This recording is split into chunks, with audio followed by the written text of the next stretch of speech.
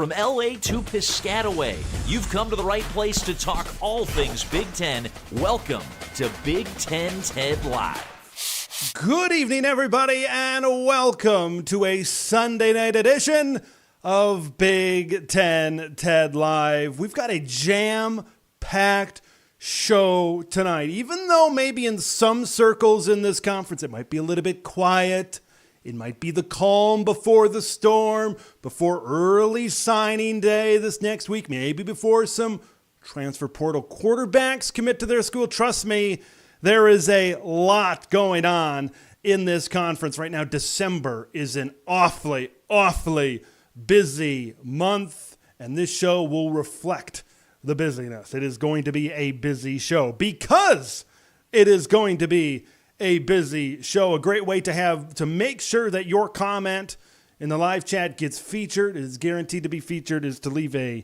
donation with your comment, a super chat, by clicking the $sign as well. That makes sure that in a busy show where you've got a lot of topics to cover, that your comment is for sure going to be featured on this program here tonight. All right, what are we covering? Let's get into it.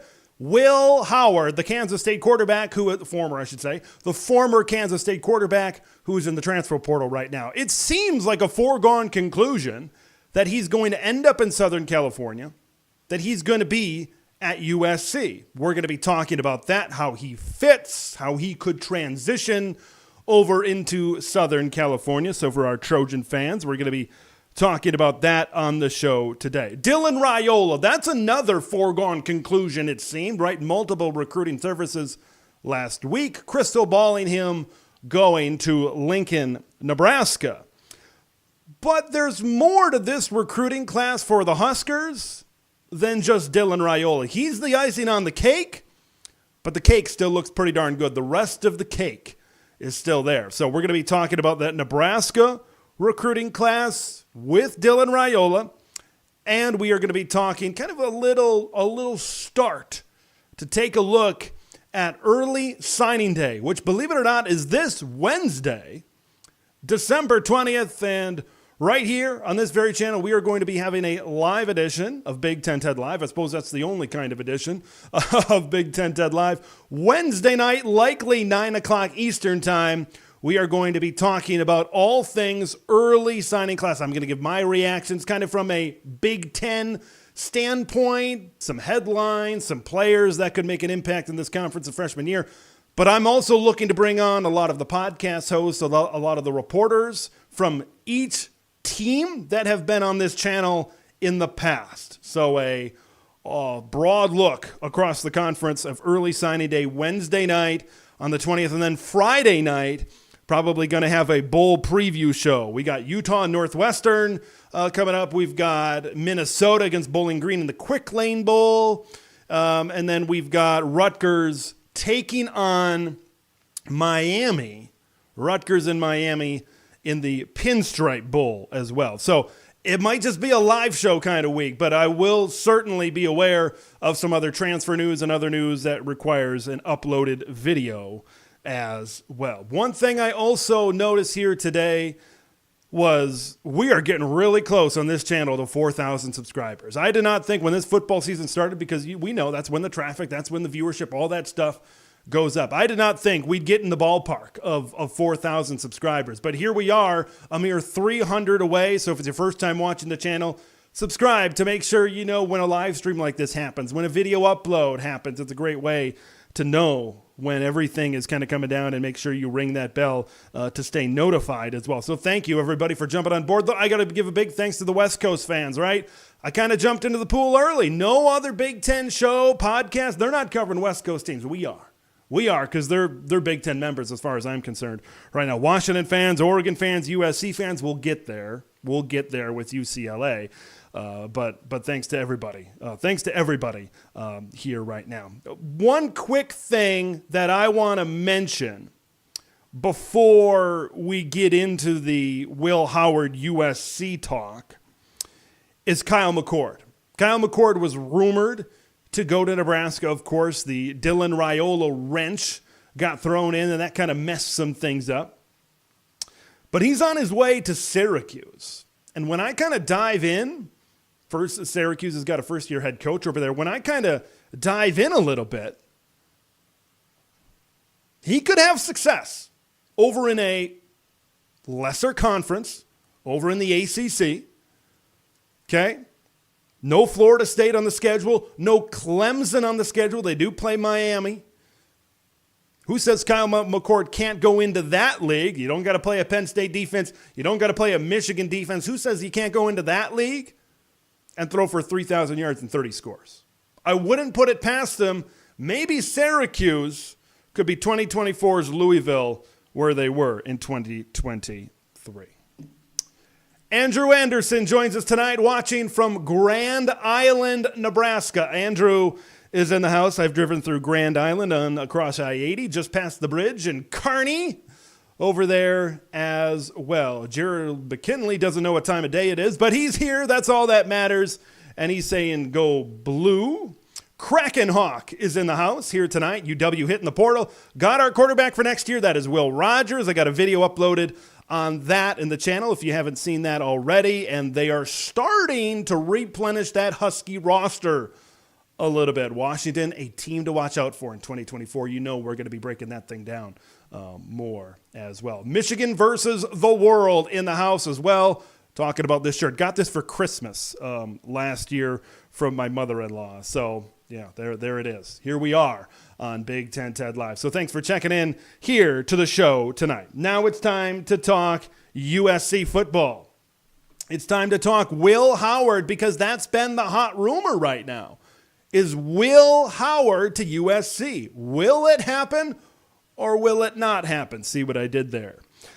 It seems like it's an inevitability that Will Howard will find himself in Southern California. Ever since the transfer portal opened, Will Howard and USC have been connected. Right from the gate, Lincoln Riley said, that's my guy. And who am I to really doubt Lincoln Riley? I think that's the first thought that really pops into my head.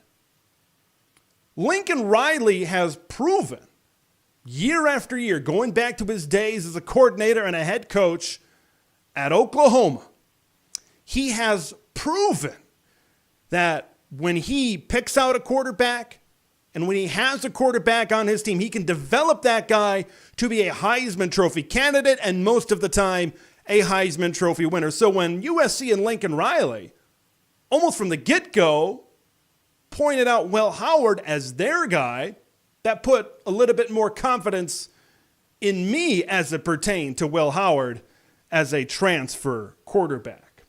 Let's talk about the former Kansas State Wildcat. Now, he's a little bit of a unique skill set as it pertains to what maybe USC has had over the past few years with Lincoln Riley, and then what Lincoln Riley had at the University of Oklahoma as well. When you look at Will Howard, I think one thing that really stands out to me is his effectiveness within the run game, especially designed quarterback reads, zone reads, read options, RPOs, that kind of thing. He's really good at the mesh point, sticking the ball right into the belly of the running back, pulling it, and all of a sudden going off for 20 yards, going off for 30 yards.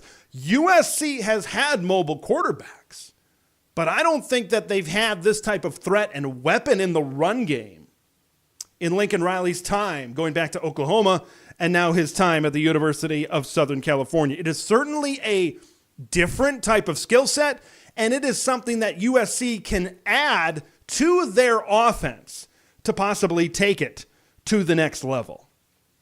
Let's talk about his passing ability. His completion percentage is not overly efficient. Okay, this is a quarterback last year when we talked about Will Rogers earlier in the week on this channel. Will Rogers threw the ball more in 2021 and 2022 in those Mike Leach air raid systems, and he still had a higher completion percentage. Right, there was one year it was in the 73, 74, 75% in that range. The next year it dipped down to 68. Will Howard, not as efficient, but there's a lot of pass, there's a lot of things you can say about Will Howard and his passing ability that could change when he's being coached by Lincoln Riley, when he is in this USC system with a lot of really good young talent. Quarterbacks succeed. Quarterbacks excel under Lincoln Riley. And like I said at the beginning of this, Lincoln Riley clearly sees something in Will Howard for him to be that next guy. When I look at his passing ability compared to maybe some of the other incoming transfer quarterbacks, the Dylan Gabriels, the Will Rogers, guys like that, I'm not sure if he's quite there passing-wise, but as a total quarterback in this system, I believe he can certainly take that next step. And you kind of look at the young weapons around him, Zachariah Branch, who is going to be a star in this conference, Deuce Robinson, Dorian Singer. There's a lot of guys in this USC system, on this USC team, that can make it happen. He's not the best maybe at any one thing, but I think he's good at a lot of things at the quarterback position. And Will Howard, here's another thing to keep in mind with Will Howard. Okay, remember, he subbed in for Adrian Martinez. It's crazy how sought after he is. And he kind of checked in for Adrian Martinez a couple of years ago, right? A lot of people in Big Ten country know all about Adrian Martinez. But he started, kind of half the year. And this year was his first full year starting.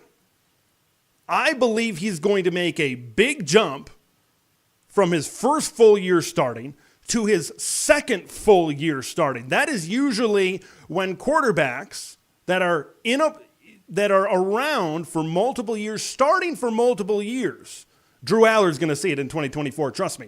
When you go from first year starting to second year starting, that's when you take a jump. Not only is Will Howard going to be starting for a second full year, he's going to be in his second full year in a system with better talent, better skill players on the outside, and a better coaching staff, a better quarterback whisperer, a better quarterback developer in Southern California. We know they got things to figure out on the defensive side of the football.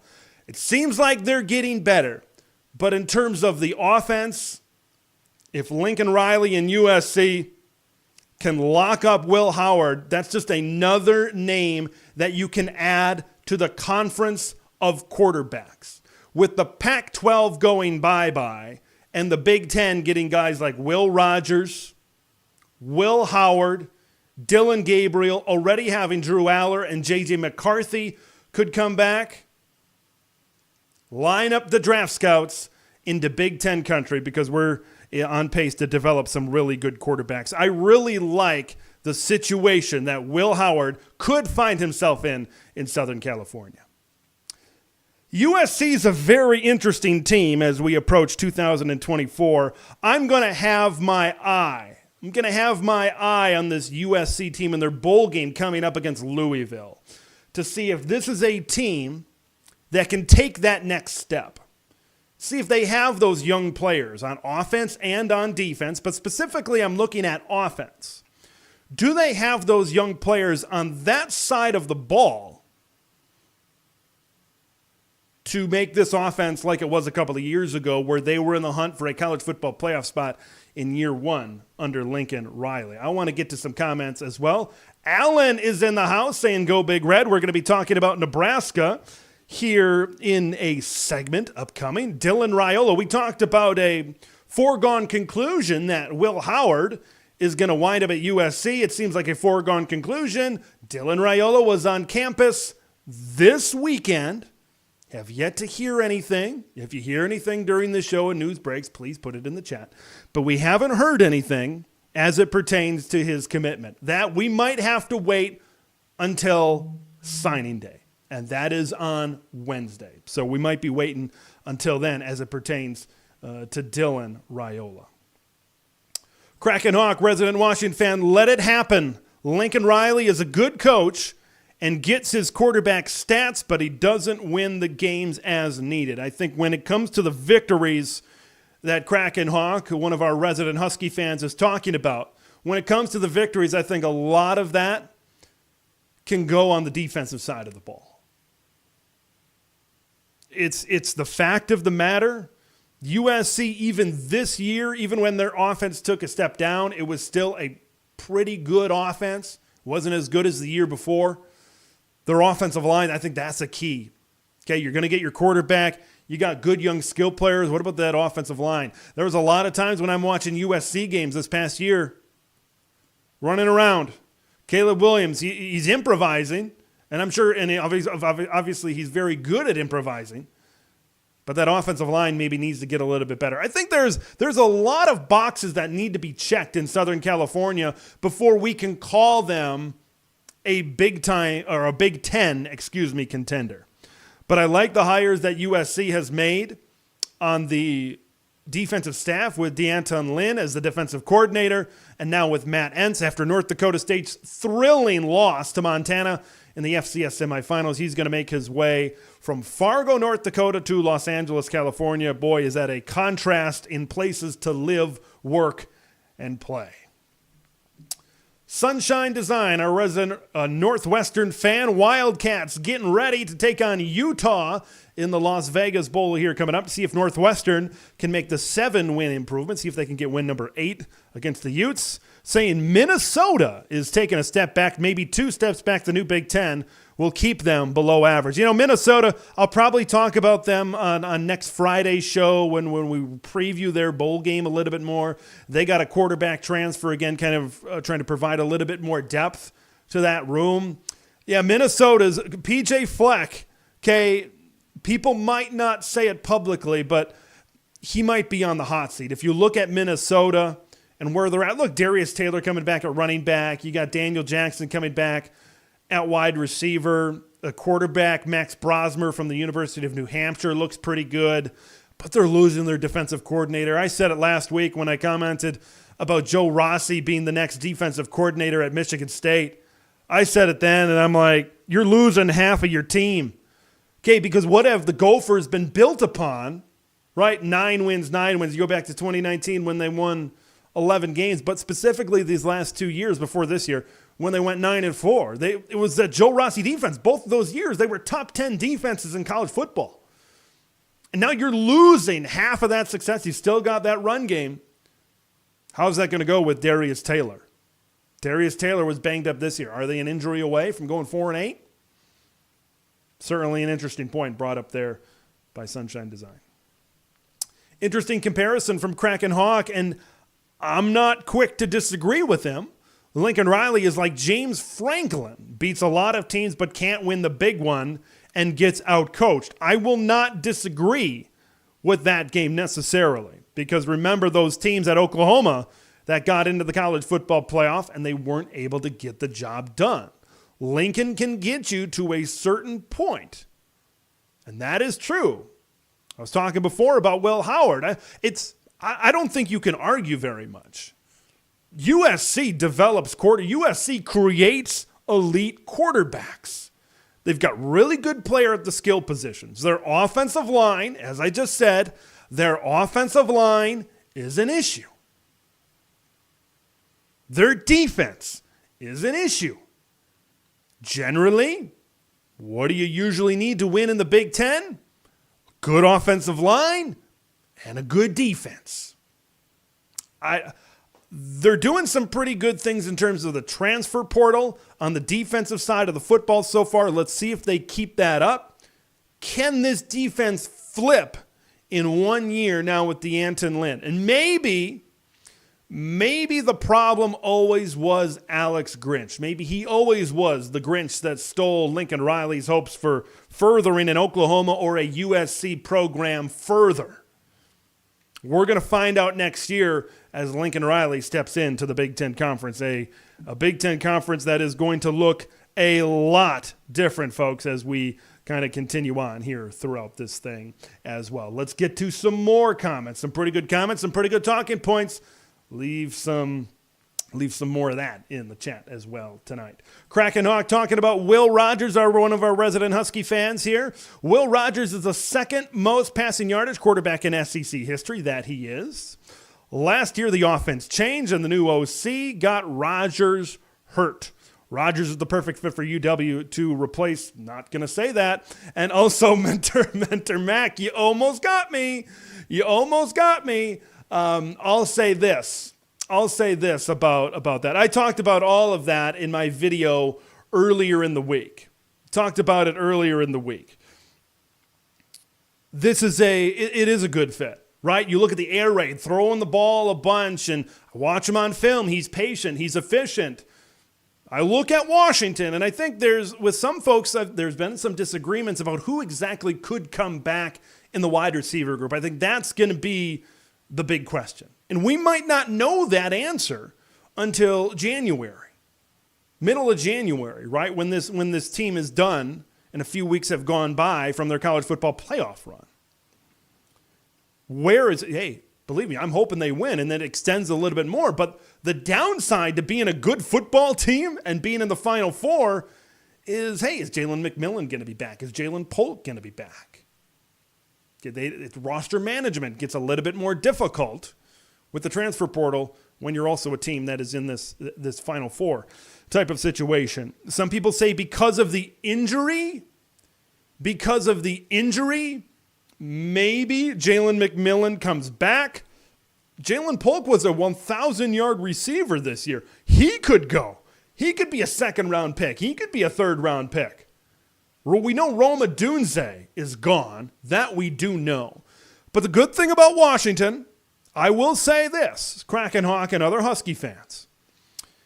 Jeremy Bernard, the former Michigan State Spartan, is going to be coming back. I think he did some things on special teams this year for the Huskies. I think that's going to work out. I think that's going to be really good. Okay, that's number one. Number two, it looks like you're back in on Tobias Merriweather. He was crystal balled ever since he entered the portal to go back home to the state of Washington. He comes from Camas, Washington, which is right on the border of Oregon and Washington, kind of down south there near Portland, Oregon, just across the border in the great state of Washington. So, and there's others within this team. Can they step up? What is Washington is a team that what they look like now and what they look like in February is going to be two completely different things. So, folks, other people can put out predictions. They can say what they want about 2024. I'm a wait and see right now kind of guy. I just don't know what's going to happen. And Washington is one of those that I'm looking at very carefully. I'm going to be watching this college football playoff semifinal very carefully. Not at the Michael Penix Juniors, not at the Rome Odunzes. I'm going to be looking at some of these other players. I was told that Giles Jackson only played 4 games this year, so he can come back for another year. So at the very least, you could have Giles Jackson and Jeremy Bernard. You add Tobias Merriweather, and maybe this team is once again in the thick of it. I'll tell you one thing. They are going to add to the depth of this conference, kind of towards that upper middle tier next season. Let's get to some more comments. Dominic Anderson, is Nebraska the next powerhouse? Please define powerhouse. Let's not put Nebraska, and we're going to talk about the Huskers later in this program. Dylan Raiola has not even committed. He's going to. Okay, that's probably going to happen. But let's not put them in a category with some of these top teams. This is still a team that hasn't made a bowl game since 2016. Imagine what you were doing in 2016, 7 years ago. Okay, it's been a long time since Nebraska has made it into the postseason. They still have to learn to win. This year, there was a lot of frosty finishes, if you know what I mean. There was a lot of games where they found ways to lose like they did in the Scott Frost era. That's going to be a key because you can trot out the most talented true freshman quarterback in Dylan Raiola. He's still inexperienced. He still hasn't played at the college level. He's still going to be going up against maybe some of the best defenses in college football here in the Big Ten. There's still a lot to answer. There's still a lot. I really love the Husker defense with Tony White. I really like that. Jalen Lloyd and Malachi Coleman at wide receiver, freshmen last year. They're going to develop more this year. Let's see if everybody can get healthy. Let's see if this offensive line can stay healthy and they can play better for once. We got a long way to go before we crown the Nebraska Cornhuskers, folks. We got a long way to go. But that doesn't mean we can't be impressed. That doesn't mean we can't be optimistic with what's happening in Lincoln. That doesn't mean heads aren't going to turn when Dylan Raiola eventually flips his commitment from Georgia to Nebraska. We can still look at that. I've encountered a lot of Husker fans in the comments that say, I'll believe it when I see it. And I respect that opinion because the Kool-Aid is drank each and every single offseason. And I can see Nebraska fans getting tired of it. I think this one's a little bit different. This is talent. Like maybe you've never had at the quarterback position before. So that's something to take into consideration. Dominic Anderson saying they have the money, and everyone saying that, yeah, the best facilities in the world. I think what you're referencing is Julian Fleming's dad, I believe it was, when they went on a visit. He later said, these are great facilities. The Go Big Red project, that's been a huge part of investing into this university and the facilities there. They have everything in place to be a winner. Nebraska's got it all. They got a good coach. They've got maybe the very best fan base. They have a great NIL collective. They have facilities. They check all the boxes. Every single box. They can be a winner. It's just, can they bring in the talent to win? Can they recruit the talent to win? Maybe it starts with Dylan Raiola, heads turn, and then it all kind of goes downhill from there. That's possible. More from Dominic Anderson, bringing up some good points, some good comments here, so I want to make sure that I get to them. I'm thinking there's a good chance it's Nebraska, maybe not the next Bama, but I could see Michigan, if not more. Hey, Michigan's in a better position, even though they're going to be playing each other, but Michigan's been in a pretty darn good position in the playoff the last 3 years. More stability in Lincoln than Michigan. Stability, if you're talking about the head coach, the coaching staff, because we don't know with Jim Harbaugh's flirtations with the National Football League, and then you've got the NCAA investigation. If you want to compare futures like that, I'll agree with you that Nebraska maybe is a little bit more stable than Michigan. But if Jim Harbaugh leaves for the National Football League, they're just going to plug and play with Sherrone Moore. I think Sherrone Moore proved during that 3-game suspension that he can easily slide and be the head coach. You can keep a majority of the coaching staff. You can keep the culture. Now, if the NCAA investigation says, well, he was involved too, and now everybody's on the hook for this thing, well, that's a little bit of a different story over at Michigan. Michigan was going to take a step down this year regardless, okay, because of all the talent that came back for one last dance. I'm still not sold right now that J.J. McCarthy is coming back. I know that was brought up during the Big Ten championship game. I think a lot of people thought, yeah, J.J. McCarthy is going to go to the NFL. But Joel Klatt brought it up during the Big Ten championship broadcast to say, hey, pump the brakes now. That's not guaranteed quite yet. And now ever since that happened, now the narrative is a little bit different as it pertains to the future of J.J. McCarthy. Let's get to some more comments here. Some very good talking points, some very good comments. Michigan versus the world. Only one coach has won the big one inside the Big Ten lately, and even he hasn't won in the college football playoff. It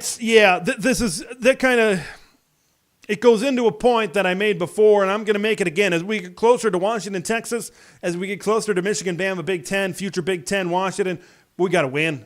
We got to win. All of these people carrying their pitchforks and saying SEC bias. Okay, win on the field. That is step number one. Step number one to putting out the flame, pouring water on the fire that is SEC bias is winning. Having a current Big Ten champion, beating a current SEC champion in the Rose Bowl, and then having a future Big Ten team beating a future SEC team down in SEC country in the Sugar Bowl. That would go, if Michigan and Washington can win, that would go miles in one night on the first day of the calendar year of 2024, a year that we know is going to change college football forever. If on night one of 2024, Michigan and Washington could win, I think a lot of people are going to look at the Big Ten a lot differently. And I think a lot of people are going to look at the battle between the Big Ten and the SEC a lot differently. The SEC wins championships all the time. We can't argue with that. They got that. It's the fact of the matter. I hate to admit it, but it's the truth. We got to win. Michigan, your championship might get vacated later. I personally don't think it will, but it could. What could? That's a possibility that's out there. Washington, I feel better about Washington beating Texas than I do Michigan and Bama. Bama, Nick Saban has that Tom Brady factor to me. In the postseason, you don't bet against him. I know Nick Saban has lost postseason games, but he's won a lot more big games than he's lost. He's won a lot more big games than he's lost, this Nick Saban. Jim Harbaugh, we know how things have gone the last few years. I don't know. I feel like Michigan is the better team, but I just got a weird feeling. I just got a weird feeling about it. Gerald McKinley bringing up a point. Location to me hurts Nebraska as a long-term powerhouse. And I'm going to get into this in my Nebraska recruiting segment that I'm going to get to here in a little bit. You know, in the middle of the country, that's been a talking point for Nebraska fans, for college football fans, ever since the Huskers left the Big 12 conference, right? The Big 12, you had 4 teams in the state of Texas in its heyday: Texas, Texas A&M, Texas Tech, and Baylor. So you had that recruiting pipeline into the state of Texas. And you kind of even go further back. You go further back to when Nebraska, during their heyday, was able to really do some things. Now they don't have that pipeline. We don't have the recruiting pipeline to Texas. I think Matt Rhule is bringing that back. I'm going to talk about that here in just a little bit. But Nebraska, and I think a lot of teams, Nebraska needs to get a little bit more national in their recruiting. Although, when I get, and I eventually talk about Nebraska, trust me, it's coming. When I eventually talk about Nebraska, it's local recruiting, okay, and it's Texas recruiting, right? Things that are generally something Nebraska has been pretty good at. Like Malachi Coleman, local kid. You know, a couple of Texas kids. Matt Rhule, right, of course, has that Texas connection down coaching at Baylor. So, but if they bring in a Dylan Raiola, maybe that could nationalize their recruiting a little bit more. You got to win games. You got to win games, folks. Let's get to some more comments. Here. Still, we're talking about Nebraska recruiting. Let's keep it up. From the West Coast, Pacific Northwest, Kraken Hawk, one of our resident Washington fans. Nebraska's problem is location once again. We got another viewer giving the old minus to getting the old red pen out as it pertains to Huskers' location. They don't have a natural recruiting grounds. Opening the West Coast will help them. In the past, and I'm gonna stop there. In the past, they have had the Calabrasca connection. The two Martinez kids, Taylor Martinez and Adrian Martinez, both came from the state of California. I could see the Calabrasca connection now with USC and UCLA in this conference really being the pipeline to maybe what it was in the state of Texas when the Huskers were in the Big 12. So maybe you go out to Cali a little bit more and you hang out there in the recruiting grounds. So it's all about the future of college football. It's all about evolving. It's all about pivoting with the times. And maybe Nebraska is that program. It also depends what kind of team you want. Do you want to spread out 4 and 5 wide receivers? Do you want more skill players? You have to go into the speed states. You got to go into Texas. You got to go into Florida. You got to go into Cali. Do you want to be beefier up front? Well, get some of that Big Ten Midwestern beef. Invest in the offensive line. Once again, we'll talk about that in a little bit. We'll talk about that in a little bit. Raymond Pierce coming in, swinging a big stick. USC and Oregon are going to rule Big Ten football. They will certainly be impactful. And I just can't wait. I don't want to wish the winter away. Well, maybe I do. Even though it doesn't feel much like winter here in Minnesota, we've been living in the 30 and 40 degree temperatures in the middle of December. It's hard to get into the Christmas spirit, by the way, when there's no snow on the ground here in Minnesota. But I digress. I think USC and Oregon are going to recruit really well. Oregon already has a good class. USC has brought in some good talent the last few years since Lincoln Riley has been the head coach. I wouldn't sleep on the Huskies. I would not sleep on Washington quite yet. I'm not, they're a team right now that's kind of middle of the road in the Big Ten in recruiting as far as the 2024 class is concerned. So they're kind of sitting right in the middle there. I think they're going to be a team that's going to recruit in there maybe 7, 8, 9, 10, maybe most years. And then maybe they go into the transfer portal to really put themselves over the top. I would watch out for Washington. I think in the current Big Ten footprint, I'd watch out for Nebraska. I'd watch out for Wisconsin. And I'll maybe stop there because I think there's another tier that kind of comes after that. Troy Lund checking in. Go Big Red. Go Dylan Raiola. I'd be very curious to see some of the Husker fans. What would be your expectations for Dylan? What do you think he can do realistically in year number 1 at Nebraska? Because he's probably going to be the starter. It sounds like Daniel Kalen is sticking around, not taking his visit to Michigan State. I'd be very curious what people's expectations are. Look, I know we got a long way to go. Though. Ted, we're going to get to this. If Raiola signs, do you think any other high-profile players switching to Nebraska before signing day? We're going to move up the Nebraska recruiting segment to right now, or actually once I'm done getting through some comments. So we're going to get to that. I was going to talk Tom Allen to Penn State, but I'm going to switch that out kind of after this Nebraska segment as well. John Hamilton checking in tonight. Merry Christmas from Columbus, Ohio, a Husker in Buckeye country. Checking in here tonight as well. We've got Wes in the house. Bleeding Badger, I assume you mean red after that. So we got a Wisconsin fan in Wes is here today as well. Troy brings up a point. Nebraska has solid local talent. Okay, Thomas Fedoni, their starting tight end, right across the river. Don't quiz me on the name of the river. Right across the river in Council Bluffs. Malachi Coleman, wide receiver from Omaha. Okay, you got Daniel Kalen coming in. He's bringing a couple of 3-star wide receivers with him from Bellevue West in Nebraska. There's players around Nebraska. Look, it's not going to be California, Texas, obviously. It's not going to be any of those. But Matt Rhule has said from day number 1, there is a big priority in recruiting the state of Nebraska. It's crazy. I work with a Husker fan, and I said this to him one time. It's like, it's kind of backwards to me. If you line 2 coaches up, and one of them is a Husker legend that won a national championship at quarterback from the state, you would think that would be the guy that wanted to invest. And then you have this other guy that's coached in Philly, that's coached in Texas. You would think that would be the guy that maybe wants to go all over. The recruiting profiles of Scott Frost and Matt Rhule, in my opinion, have always been a little bit flip-flopped.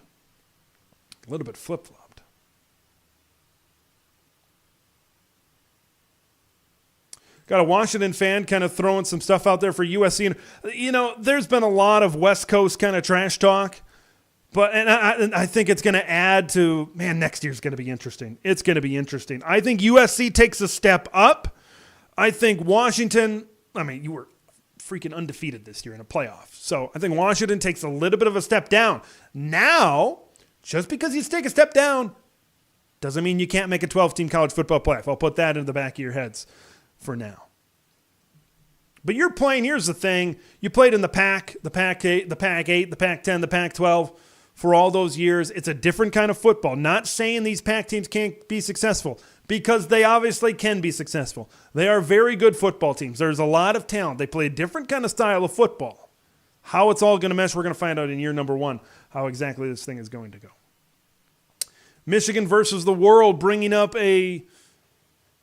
maybe the golden ticket as it pertains to this recruiting discussion with Nebraska and their lack of location. NIL has no boundaries or no location. Money is money. George Washington is still worth $1, folks. What that $1 can buy, well, that's a little bit of a different discussion. Need to recruit nationally to play with the big boys. You need to recruit for who you are.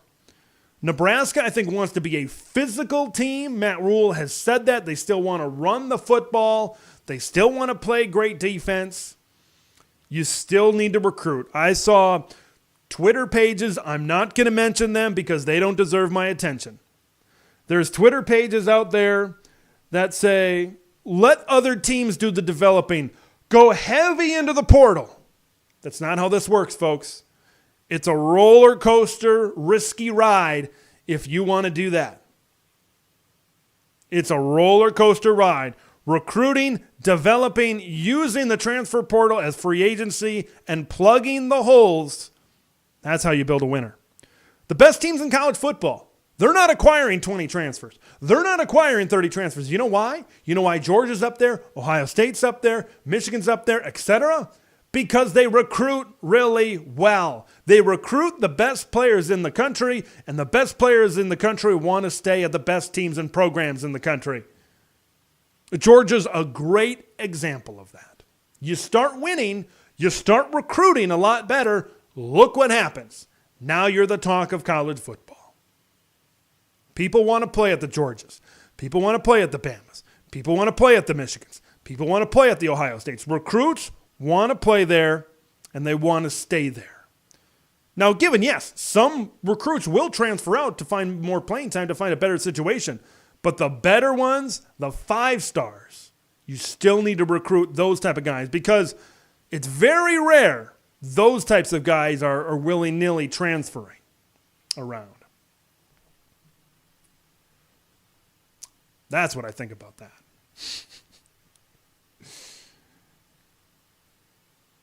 Ted coming in. The recruiting's good. Ohio State, good. Oregon is a, 6th in the country right now. It's just, you got to win. You got to win. It's the cold, hard truth. Cold, hard truth. Jimmy K kind of chiming in with a good point here. The lack of players leaving Nebraska speaks volumes, and there's a lot of other teams out there. Rutgers is another one that sticks out in my head. They just got a guy announcing today in Flip Dixon that's announcing that he's coming back to the team. And you got Aaron Lewis is coming back, Tyrene Powell, Muhammad Toure, they're all coming back. That's going to be a defense at Rutgers that people are going to have to once again take seriously and be aware of next season. But I think what thing for Rutgers, and I think this has been talked about, they're investing, and maybe it's the same at Nebraska, they're investing NIL not in necessarily acquiring players, but keeping players. They recruit the players that fit their program. Maybe Nebraska's doing this, but I'm talking about Rutgers right now specifically as an example. They recruit their players, they develop and coach the crap out of them, and then when they get good, they prove themselves, and maybe this is what NIL was supposed to do in the first place. When they prove themselves, they say, hey, here's $1 million, here's $2 million, whatever, to stick around and be a part of this program. And maybe that's the formula to build a successful football team. Not just throw a bunch of money to get players, it's recruit players, develop them, and then throw the money at them once they are proven.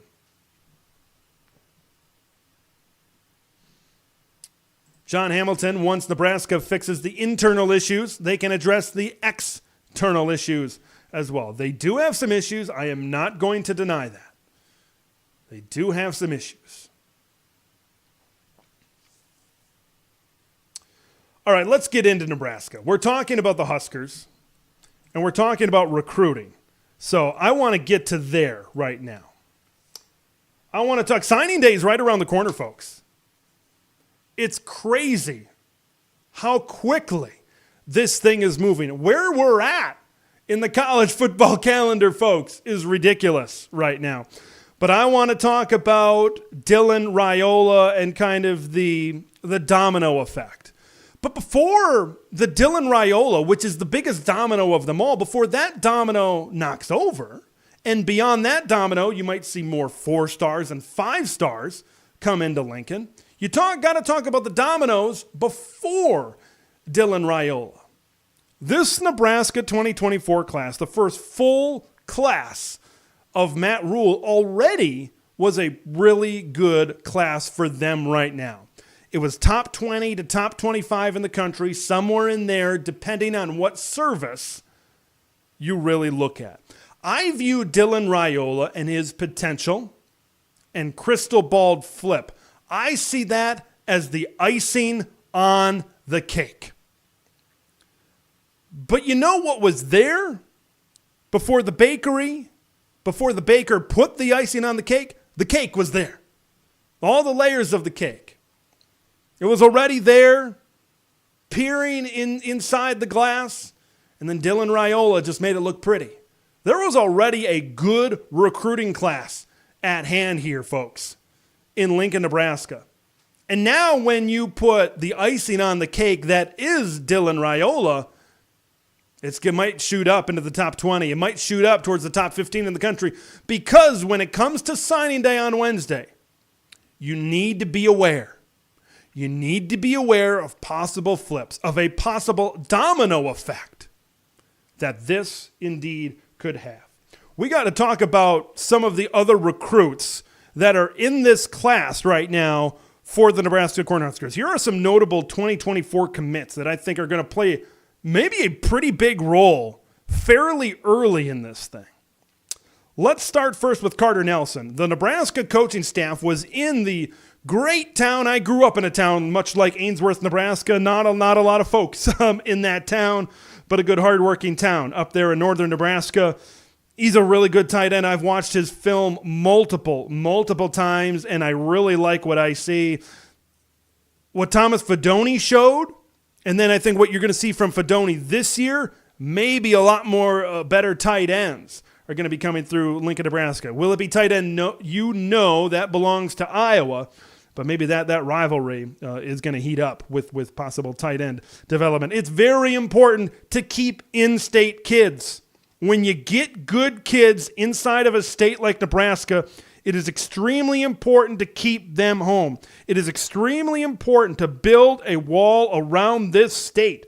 So when good kids pop up in Omaha, when good kids pop up in Lincoln, when they pop up even in a town like Ainsworth, Nebraska, it's important to keep those 4 stars home.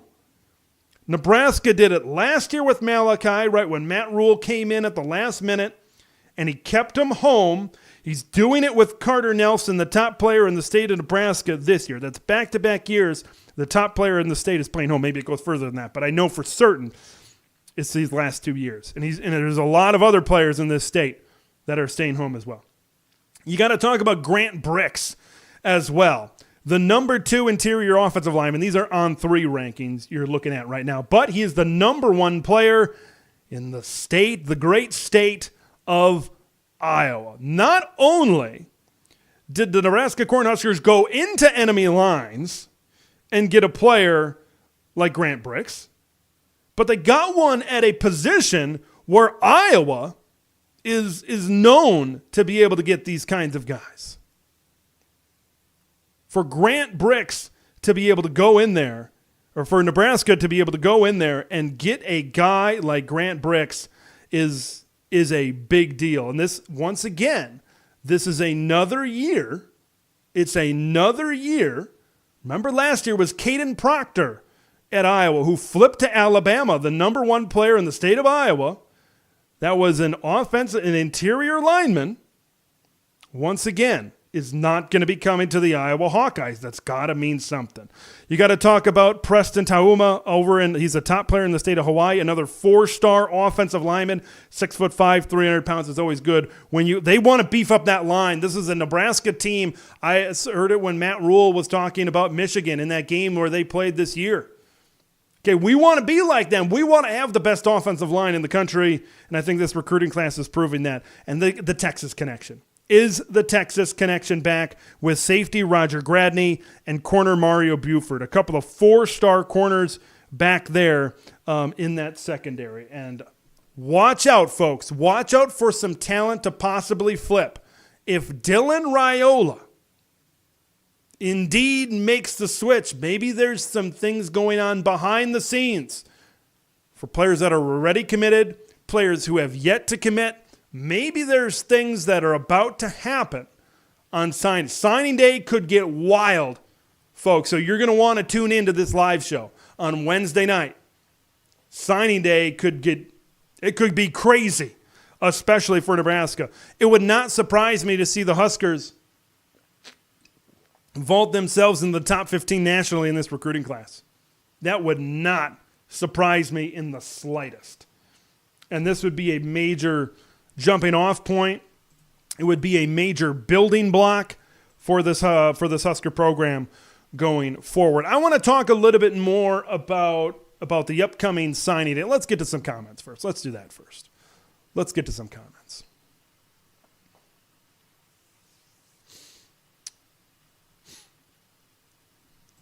Go Big Red in Northern California from Travis Davis as well. Thank you, Doug Thomas. Missouri River. I believe that's one of the longest rivers in the country. Coleman is from Lincoln East. Fedoni's from Council Bluffs. Daniel Kalin's from Bellevue West. What do you got? Davion Hall, and there was another receiver. A couple of 3-4 stars types of guys as well over there. So Ted Hilker, I can't tell. I think that's Hilker. I think there's an L in there. McCord going to Syracuse seemed pretty uneventful. I think he could find success there. I think he could if the right situation, he's got the right weapons, and they maybe cut him loose a little bit. But considering everything, considering where Kyle McCord was, considering he was 37 yards away from leading an Ohio State team to a college football playoff, Syracuse does seem a little bit uneventful. I can see where you're coming from there. Recruiting. Here's Resi Light talking about Billy Napier.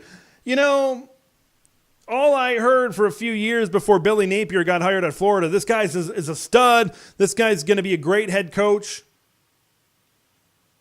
Hasn't really worked out over there at Florida. And have you guys, has anyone taken a look at Florida's schedule next year? Holy crap, that is a tough schedule. Are they going to win 4 games next year? Wow, I don't know.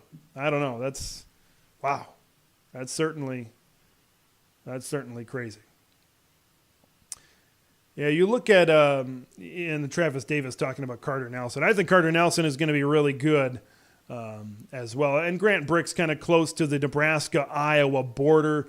And Iowa City is on the other side of the state, so you can kind of see that. You know, maybe he's closer to one school than the other. I understand that. But it's still going over into the state of Iowa and grabbing an offensive lineman where that was almost a guarantee that the Hawkeyes were going to keep their offensive lineman in state considering their track record. But now with the turnover going on over there, who knows? Maybe a lot of those kids are going to remember.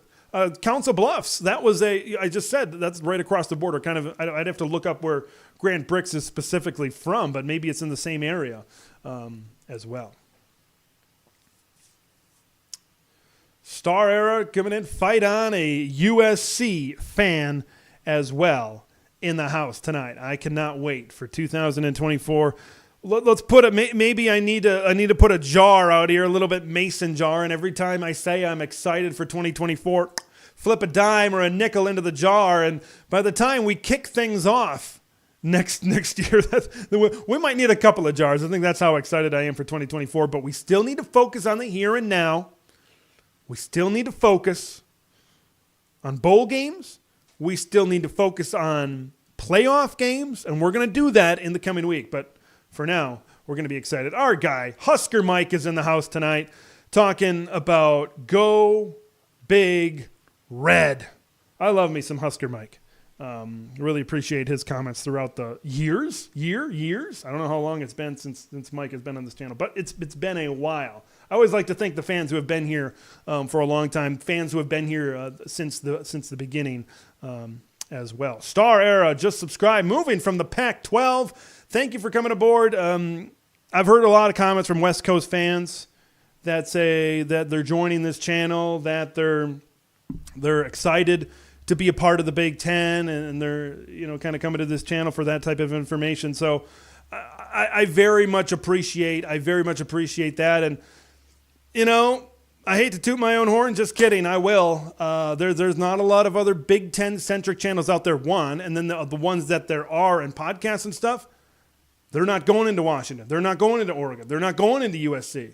They're not going into UCLA. I kind of jumped the gun a little bit early because I wanted to get those fans in here. Okay, when we hit the ground running right now in 2024, there's going to be a lot. There's going to be a lot, man. There's going to be a lot of content on this channel. Traditional footprint teams, West Coast teams.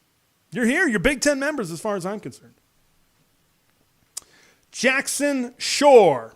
Hello, Ted. Hello, Jackson. UW alum here. I assume you mean Washington, coming from the state of Wisconsin. We're going to be fighting over that UW thing for a while. Okay, just subscribed. Stoked to join the Big Ten. Hope for a Wisconsin. See, I just did it right there. Hope for a Washington versus Michigan championship game. Please. We need Washington versus Michigan in the championship. I mentioned that before. If we want to end this SEC bias, or at least if we want to cool it down just a little bit, make ESPN talk about Michigan and Washington. You know what they're gonna be talking about, the sign stealing stuff, and right. But we need to make this happen. All right, let's go into some more comments. Thank you, Mike. For being here. Travis Davis with Daniel Kalen. And if Dylan commits to Nebraska, we have a legit class in the new Big Ten, a 9 or 10 win season. Pump them. Put your foot down there. Move it off the accelerator. Hit the brakes for just a minute. Okay, 9 or 10 wins. I'm gonna come back with something here. I'm going to pull up Nebraska's schedule because I believe I have to right now. And look, I'm not saying it like this year, if it could have been 8 wins if people don't get injured, big ifs, but it could have been that type of season. Maybe if you would have been playing Chubba Purdy from the outset. But I want to take a look at next year's Nebraska schedule. And we need to pump the brakes a little bit because the Big Ten it's a tough league. So just let me get this schedule all ready to go here, and let me switch things up. All right, so here's the schedule next year for the University of Nebraska, and we'll play along. Let's play along with Travis a little bit. You can play along kind of in the comments as well, and let me know records. We got a long way to go. I said I'm not going to predict Rutgers. It's too early. Talk to me in February. UTEP and Northern Iowa, you can certainly win those games. I think, Colorado, they're stacking up on the lines as they should. They're doing some good things. I got to give them credit where credit is due.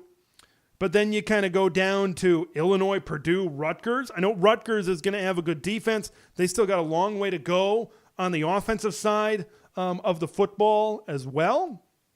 But there's no reason why you couldn't start off. How many games is that? 1, 2, 3, 4, 5, 6. I think it's their first 6 games, right? If I can count. Yes, I can count. There's no reason why you can't start off 5-1, maybe 4-2 right off the bat. And then Indiana, you can win. It's a back-heavy schedule for the Huskers. It's very back-heavy. Okay, look at Ohio State on the road. UCLA, in theory, you can win that one. We'll see how UCLA builds around Ethan Garbers and some of these other T.J. Harden at running back, J. Michael Sturdivant at wide receiver. Going on the road to SC, that's not going to be easy for the Trojans or the Huskers. That's a late season matchup that I think could be sneaky good late in the season if everything kind of comes to fruition. At USC, so it wouldn't be big noon. I could see that being easily a CBS or a big-time primetime game on NBC. Wisconsin at home and at Iowa. Those games are never easy. So Ohio State, USC, Wisconsin, and Iowa down the stretch, you split them you could go 8 wins, you could go 9 wins, but remember, you're trotting out a freshman quarterback. I know he's talented. I know he's really good. I know he can do this and that. Trust me, I've watched the film. I get it, but he's still a freshman quarterback. playing in a Power 2 conference. So I think that's what we need to take a look at as well. Like right now, I'd feel pretty good about Illinois. I'd feel good about Purdue. I'd feel good about Northern Iowa. I'd feel good about UTEP. That's 4. I'd feel good about Indiana. That's 5. I feel solid about UCLA. That's 6. Beyond that, I wouldn't guarantee Colorado as a win right now. I wouldn't guarantee Rutgers as a win right now, even though they probably should win that one, but I wouldn't guarantee it. USC, Wisconsin, and Iowa, I'm not guaranteeing that right off the bat as well. We got 8 or 9 months until this thing starts, and Dylan Raiola isn't even technically on the team yet, so you got to take that into consideration. I want to talk about one more thing about Nebraska. Send out a big congratulations as well to their volleyball team. I was watching that national championship today. Unfortunately, they weren't able to get the job done, but just a big congratulations to them. What a season, of course, packing more than 90,000 in, and just the fan base and how rabid they are for volleyball. It's fantastic. It's unfortunate they couldn't finish the job, but yeah, it's great. It's great. Dennis Young, don't hit the brakes. I just watched a ton of Raiola film, and our defense will be number 10. Hit the accelerator, baby. No speed limit up in British Columbia for our guy Dennis Young, the Canadian Husker. So, yeah, it's and the speed limit up there is what? 100, 110, 120? 120? Yeah, something like that. Kilometers. They measure speed a little bit differently up there. I understand that. And Dennis, I've kind of seen you in the comments as well, talking about being optimistic. And I like optimism. I don't like seeing the woe is me, here we go again, Nebraska fanhood. What kind of life is like? Who lives like that? I think I'm always a guy that always tries to remain optimistic. Let's get to some more comments here. Michigan versus the world. Make sure you hit that like button. It has more than 4. Maybe your browser hasn't refreshed or something. At least the last time I checked, it had more. But yeah, hit the like button. Helps this stream hit more, have more Big Ten fans that can watch it as well. All right, let's get to some more comments. Some really good discussion, some really good comments in the show tonight. To make sure that your comment is guaranteed to be read, attaching a donation by clicking the $sign and having it be a super chat is a great way to guarantee that your chat will indeed be read here this evening. All right. Here from Angel on Hell. Correct me if I'm wrong. Raiola will sign with Nebraska because his uncle is there and he'll start day 1. I think he is going to start day 1. I think he's going to be right from the start. Great to see the Cornhuskers are back, coming from a 1978 graduate of the University of Southern California. Man, I couldn't even dream getting into a place like USC. Fun fact, I guess this is now, as considering what we've talked about in tonight's live show, this is about as good as time as to bring this up as any. I was, God, I can't remember the year, 2012, 13, I was accepted to the University of Nebraska. I went to 1 year of junior college, and then I applied to 5 schools. I got into all of them, and Nebraska was one of them.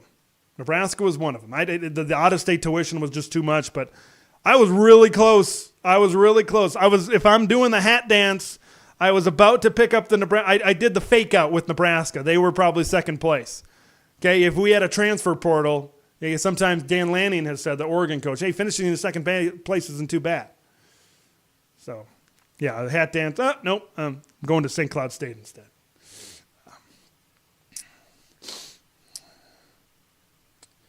Let's get to some more comments. Travis saying, yeah, I didn't finish reading the comment. Sometimes I read a comment, stop, I got to talk about that because otherwise it'll vanish out of my head. Saying 9 or 10 is damn good in the new Big Ten. It is. College football playoff as well. That kind of changes things. You don't got to be undefeated. You don't got to be 11-1, etc. Yeah, getting into the playoff is pretty good too. And there's going to be a world out there, folks. There's going to be a world that a 9-3 Big Ten team. These are both non-conference champions. A 9-3 Big Ten team is going to get a better look than an 11-1 or a 10-2 Big 12 team or an ACC team. They just are. If they have better wins, just be ready for it. Especially if the Big 12 team has a weaker out-of-conference schedule. It's just how it's going to. Same with the SEC to the Big 10, but you get the general idea. But watching the FCS playoffs this weekend, I'm like, man, that 12 team, I wish it was more. I think eventually 2026 it could go to 16. I don't think we get more than that, which is fine. But man, that 24 team madness, it's crazy. It's crazy. I was in that. I was covering that for a couple of years when I worked up there in Fargo. And it's a lot of fun. It's a lot of fun. Let's get to some more comments here. Michigan versus the world. You know, you got to do what you got to do. Don't take it too personally. I'm sure you don't, but don't take it too personally here about Curt Cignetti and what he was saying. You got to, you know, it's well, now that time has come and gone, but it was coaches talking at halftime of a basketball game season. You got to do what you got to do to pump up your fan base. You're going out. Like those halftime speeches are all about getting the crowd on their feet, getting everybody excited. And that's what you got to do when you come into a program. You got to sell the vision. And there's got to be a vision there. I'll say this. I watched Curt Cignetti's interview at the Big Ten Championship game with Dave Revson of the Big Ten Network crew. I will say this. He's got some moxie to him. He's got some pop in his step. Not saying that's going to guarantee success over at IU, but it's certainly going to get more people excited. It's going to get the collectives. It's going to get the donors possibly excited. Maybe throw a couple more dollars to football as opposed to basketball in that state.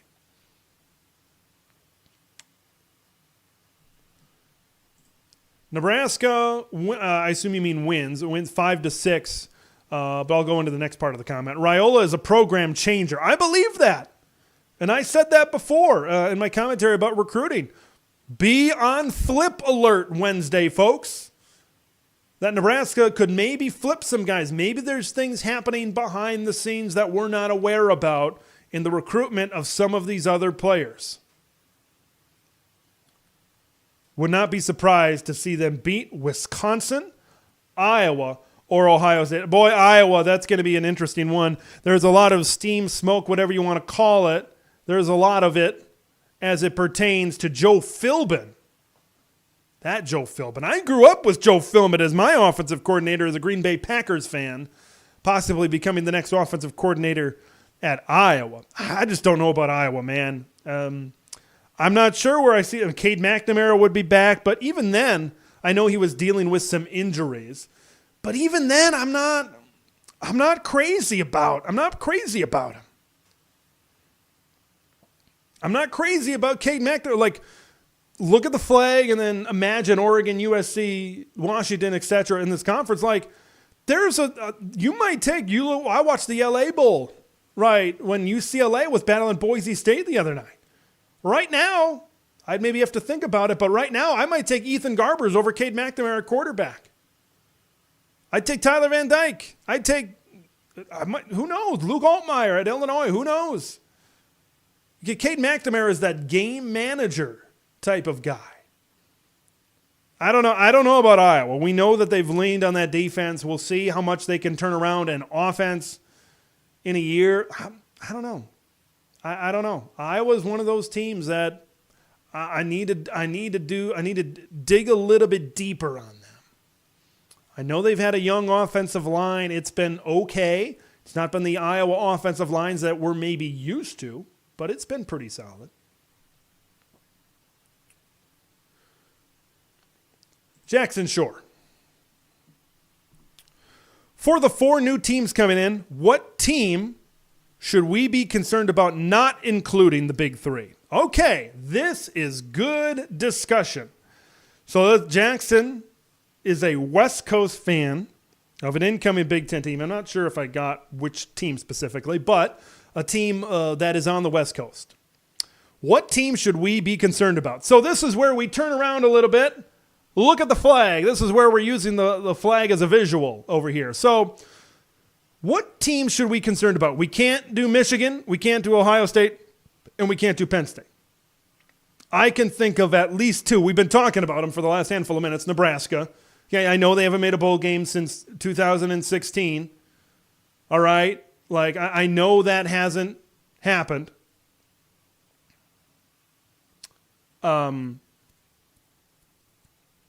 But like, if you get Raiola and you really build off of that, I trust Matt Rhule that he can certainly do some things. So Nebraska, I got to count them as one.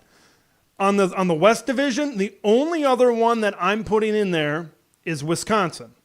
This is going to be a very interesting year 2 for both of them. Year 2 is the new year 3. Remember, a new coach came in. They got really a third year, that extra recruiting to really start to see the push. I think it's year 2. With the transfer portal and so many other things, I think it's 2 years. That's when you really start possibly making a switch. So I'm going to go Nebraska. I'm going to go Wisconsin. I really trust Luke Fickell. I trust Phil Longo to eventually put it together. Nobody else from the West. That's where I'm stopping. Okay, because I'm looking at Oregon, I'm looking at Washington, I'm looking at USC. I know what they can be. Okay, UCLA, yeah, you might have to watch out for Iowa, Illinois, Northwestern, etc. But I'm going at the higher end. Up in the East, folks, you need to be aware of the Spartans of Michigan State. Jonathan Smith, and you West Coast teams, you probably know it.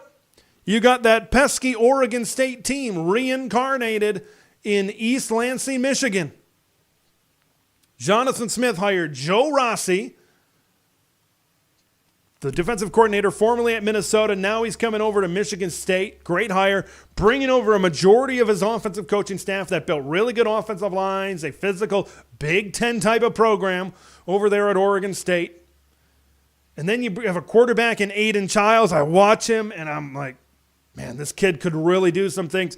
He could make defensive coordinators pull their hair out with his running ability and his throwing ability. He's a weapon. I compared him to a Lamar Jackson type, that longer, lankier type of quarterback. Michigan State is one. So I'm going Michigan State. I'm going Nebraska. I'm going Wisconsin. I'm not sure if I'm willing to put Rutgers up in that tier yet, but those are the 3 that I'm saying watch out. And I think that's going to be the Wisconsin, Nebraska, and Michigan State. Eventually, I think one of those West Coast teams is maybe going to drop down a little bit. Maybe that second tier, more long-term, not there yet. Washington was obviously great this year. But maybe long-term, maybe it's going to be a Washington, Michigan State, Nebraska, and Wisconsin type of tier. Iowa could maybe be in there kind of as that second tier behind the USCs, the Oregons, the Michigans, the Ohio States, and Penn States as well. All right. Fantastic discussion. I love it. I love the comments. Love the comments. All right, I'll pull up Nebraska's schedule again. I'll do it. I still got it here. Just got to clear off all these ads once again. There's the schedule once again.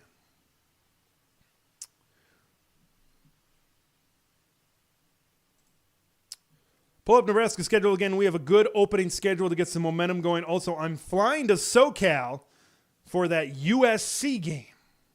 I think that's going to be a good one late in the year. I think that's going to be a good one late in the season. I feel pretty confidently that they can start off strong. I don't feel confident about going to Columbus, Ohio. I don't feel great about going to USC. I don't feel great. Yeah, I mean, we're so far away, and I know that's kind of where we're sitting to possibly speculate some things, but yeah. So there's a schedule for you. Have fun out in LA. All right, let's get to some other stuff here. Jackson Shore, Washington fan, found that out here in the chat. What are some Big Ten rivalries that are under the radar? Super excited to watch more Big Ten football next year. Underrated rivalries? All right, let's dive into it a little bit. Nebraska and Iowa has really evolved in that Black Friday game as man, they talk so much trash on Twitter during the year. It's really fun to see that game kind of later on during the season. Let's see what else. Michigan and Michigan State is one that for the Paul Bunyan Trophy. Those teams just don't like each other. Like, I don't want to say hate. Hate's a strong word, but man, they do not like each other. When both those teams are good and that rivalry is going, that's a great atmosphere. Look back to 2021, that Kenneth Walker game at Michigan State. Okay, that Michigan State really stands out to me as maybe where there's a pure dislike for the other. Of course, you got to throw in Michigan and Ohio State. Penn State, they're unrivaled. Since joining the conference in 1993, they haven't really established. I mean, they played Michigan State for that ugly trophy, the land-grant trophy. Maybe Penn State will develop a rivalry with a West Coast team. Maybe it'll be USC. Maybe it'll be Washington. Maybe it'll be Oregon. Maybe this is the time that Penn State really develops a rivalry of sorts with some of maybe another team with the West Coast team as well. Illinois and Purdue for the Purdue Cannon is a game featuring the closest distance between each of the two teams, even though they're not in-state opponents. We're going to be talking actually a little bit later on about an Illinois to Purdue transfer. So we'll be talking about that as well. So yeah, those are just some that stick up off the. You can always go to the in-state rivals. That's easy. That's easy to go with. So yeah, that's what I'll go with. I grew up on Wisconsin and Minnesota. For the Paul Bunyan's Axe. Grew up in Wisconsin, living in Minnesota now, so got connections to that rivalry. Logan, are you dropping news on me? Do I need to have Twitter open during the show? Did Malachi Nelson really transfer out of USC? I did not see that before I came on the show. There it is. There it is. Holy crap. You are dropping breaking news. And there's the DM from my guy, the Trojan Blade over there. Now, how about that? How about that? Well, now, that kind of changes things, doesn't it? Let's share the screen. There it is. In case you don't believe me, this is from Matt Zenitz, reporter for 24/7 Sports. Malachi Nelson is expected to enter the transfer portal. This is probably on the heels of Will Howard coming in. And maybe he thought he was going to be the guy. Malachi Nelson said, hey, after Caleb Williams leaves, I'm going to come in. I'm going to play some football. That's big news. Man, we did have news all day. And then when I decide to go live, here it comes. Nah, that's usually how it works, though. That's big news, though. That's huge news. Malachi Nelson, 5-star quarterback in last year's class, a sophomore this year. If someone sees something in him, yeah, now Miller Moss is still in that quarterback room right now. He was kind of more highly recruited, I think, the year before Malachi Nelson. But this is, I think people in Trojan land and USC fans, if you're in here, you can kind of.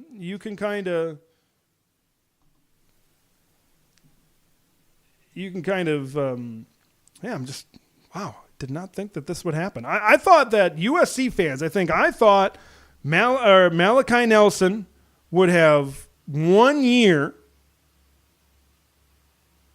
behind Will Howard and other experienced quarterbacks, and then he'd be able to slide in to this team. But, wow. That's crazy. That's crazy. Yeah, I'm trying to formulate my thoughts as we go. So maybe in a couple of minutes I'll be able to really formulate this. But it really seems that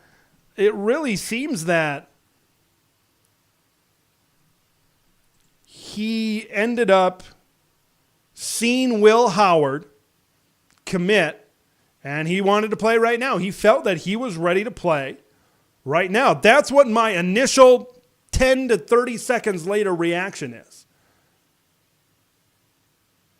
He was kind of waiting. I mean, Will Howard, that's been this news that was scheduled to drop. And it just never happened now until now. And now it looks like Malachi, that's a quarterback. If a team sees his talent, very highly recruited. But I honestly thought he would stay one more year and Malachi Nelson would slide right in. But maybe he felt that he was ready to go right now and be a starting quarterback. Yeah, that's big news over there at USC. Now it's going to be Miller Moss as their backup quarterback, and maybe they invest in him. Yeah, but USC fans were excited about the possibility, but a lot of USC fans that I talked to said, I thought he would slide right in. I thought after Caleb Williams, okay, Malachi Nelson's 5-star, great, he's going to be the guy. But no, he says, well, I think we're going to go to the transfer portal. And apparently Malachi Nelson didn't like that very much. Wow. Wow. Crazy news, man. Crazy news. I believe that's what happened. I believe he's ready to play. I want to play now. When you recruit a high-profile kid, when you recruit a Malachi Nelson, a Dante Moore, an Arch Manning, that might be the exception to this rule, but most of these kids, they want to play by the time they're a sophomore in college. Whether they get NIL deals out of this, they want to play. Some kids, and now maybe it's not just the quarterback position, but maybe it's a lot of other positions as well. They don't want to wait. They want to play. I wonder what the discussion was like post-season after their last regular season game, if there was a discussion at all of whether Malachi Nelson was going to come in and be the guy. You would think that discussion would have been had, and maybe Malachi Nelson would have gotten in the portal sooner to have maybe more prospects. But maybe he was holding out, and maybe there was a scenario where Will Howard went down to Miami. Okay, I know because Miami was in it. And maybe, well, if Will Howard goes down to Miami, we'll hold firm with Malachi Nelson. Kind of a similar situation what happened at Ohio State when they tried to get in on the Riley Leonard deal at last minute. But he ended up going to Notre Dame, and it looks like Ohio State is going to stay in-house. Will USC? I don't think they're going to regret the move. I think they're going to be just fine. What does Miller Moss do? Now does that free up Miller Moss to be the next guy in Southern California? Because there were two guys, here's the thing, on the USC depth chart this season, Miller Moss was slated above Malachi Nelson. And maybe that had something else to play into it as well, where, well, I'm behind a guy that maybe I feel I'm better than, but maybe I'm behind a guy that's of similar age and eligibility to me. They're going to bring in Will Howard. It just doesn't seem to fit. Maybe they felt better about Miller Moss in Los Angeles than they did about Malachi Nelson. This has the opportunity, if Malachi Nelson is as good as he's hyped up to be, as the recruiting rankings had him as a 5-star quarterback, he could transfer elsewhere. I don't know if it's going to be in the Big Ten, but he could transfer elsewhere. Who says Malachi Nelson can't go down to UCLA? Is he better than Ethan Garbers? He might be. That's the thing about the portal. These moves happen, and then all of a sudden, oh, that guy goes there, that goes there. We talked about Domino's, not the pizza. Their pizza's terrible. We talked about Domino's earlier in the show. This is a possible domino. Now, like I said, I've seen high school tape of Malachi Nelson. Right now, I think I feel a little bit better, maybe. I won't say absolutely, but I might feel better about Malachi Nelson than I might about a guy like Malik Murphy. I know Malik Murphy, he was kind of hit or miss in the games that he played for Quinn Ewers at Texas this year. But we talked about Malik Murphy last week. He's a little bit raw. He doesn't have he played high school football late. He's got 1 full year of high school football, but Malachi Nelson, maybe he's the guy that another school can really latch on to. Boy, we are dropping news here tonight. I did not think that we would get a Malachi Nelson transfer portal entry before a Will Howard transfer portal commitment. I did not have that on my bingo card. I'm going to get to some comments here because it looks like I'm a little bit behind. That's what news will do that to you. Well, let me get up to date a little bit. We got some things to cover. All right, let's go to here. Will Howard is better than Miller Moss. I'd agree. But Moss is better than Malachi Nelson. The depth chart proved that. You got to be willing to compete. Juju Lewis is coming in 2025. That's about as simple as it gets right there. Our resident USC graduate just laid it out. Just laid it out as simply as you can get in text form. Moss and Howard. It seems like maybe USC is more invested in Miller Moss than they are into Malachi Nelson. The depth chart really proved that. And I want to pull up the depth chart so you can see it firsthand, so you can really see what I'm talking about here. They are one of the very few schools that have a depth chart on their official school website. So here is the official depth chart for this past season. I got to see when this is dated. It said updated right here, updated November 15th. So fairly late in the season. And there you see the quarterback position. And there you see the eligibility. Caleb Williams was a junior. Obviously, he's going to be going to the NFL. Miller Moss, a redshirt sophomore. So next year he'll be a junior. So technically he'll only play for like 1 year. All right, so that's something also to keep in mind. And then Malachi Nelson was number 3 on that depth chart. I think maybe Malachi Nelson saw the writing on the wall. This one maybe slipped past me a little bit. It makes sense now that I'm looking at it. It makes sense now that I'm seeing it. Yeah, it makes sense. I'll say that.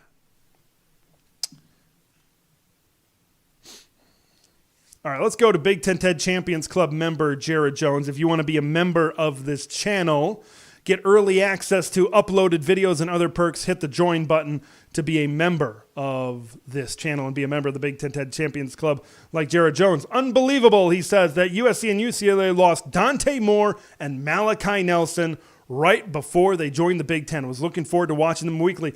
A lot of people, when those two came out in that recruiting class, that was a battle that a lot of, it's like, man, these guys, and I'd have to dive back into the BTT archives. I'm pretty sure I said it too, Jared. I'm pretty sure I said it. They've got their quarterbacks of the future in the Big Ten. I think it might have been signing day last year. I think I talked about it. I have to look up the signing day video. I know exactly which one that is. Where I said, yeah, they've got their future quarterbacks in the Big Ten Conference.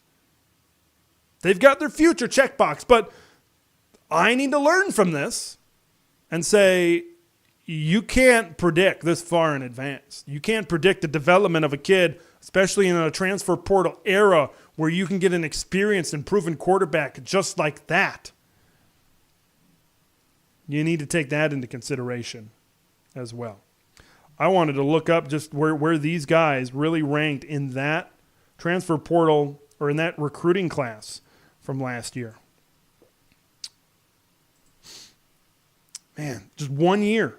1 year. Now, it didn't pan out. Dante Moore doesn't really surprise me considering, he didn't really seem to be that confident. It didn't seem like he was developing that much at UCLA. Maybe things were changing, could have gone in a better direction, but it just never seemed that way. Like you look back now at the class of 2023, and to put it into perspective, I'll pull up the quarterback rankings right now.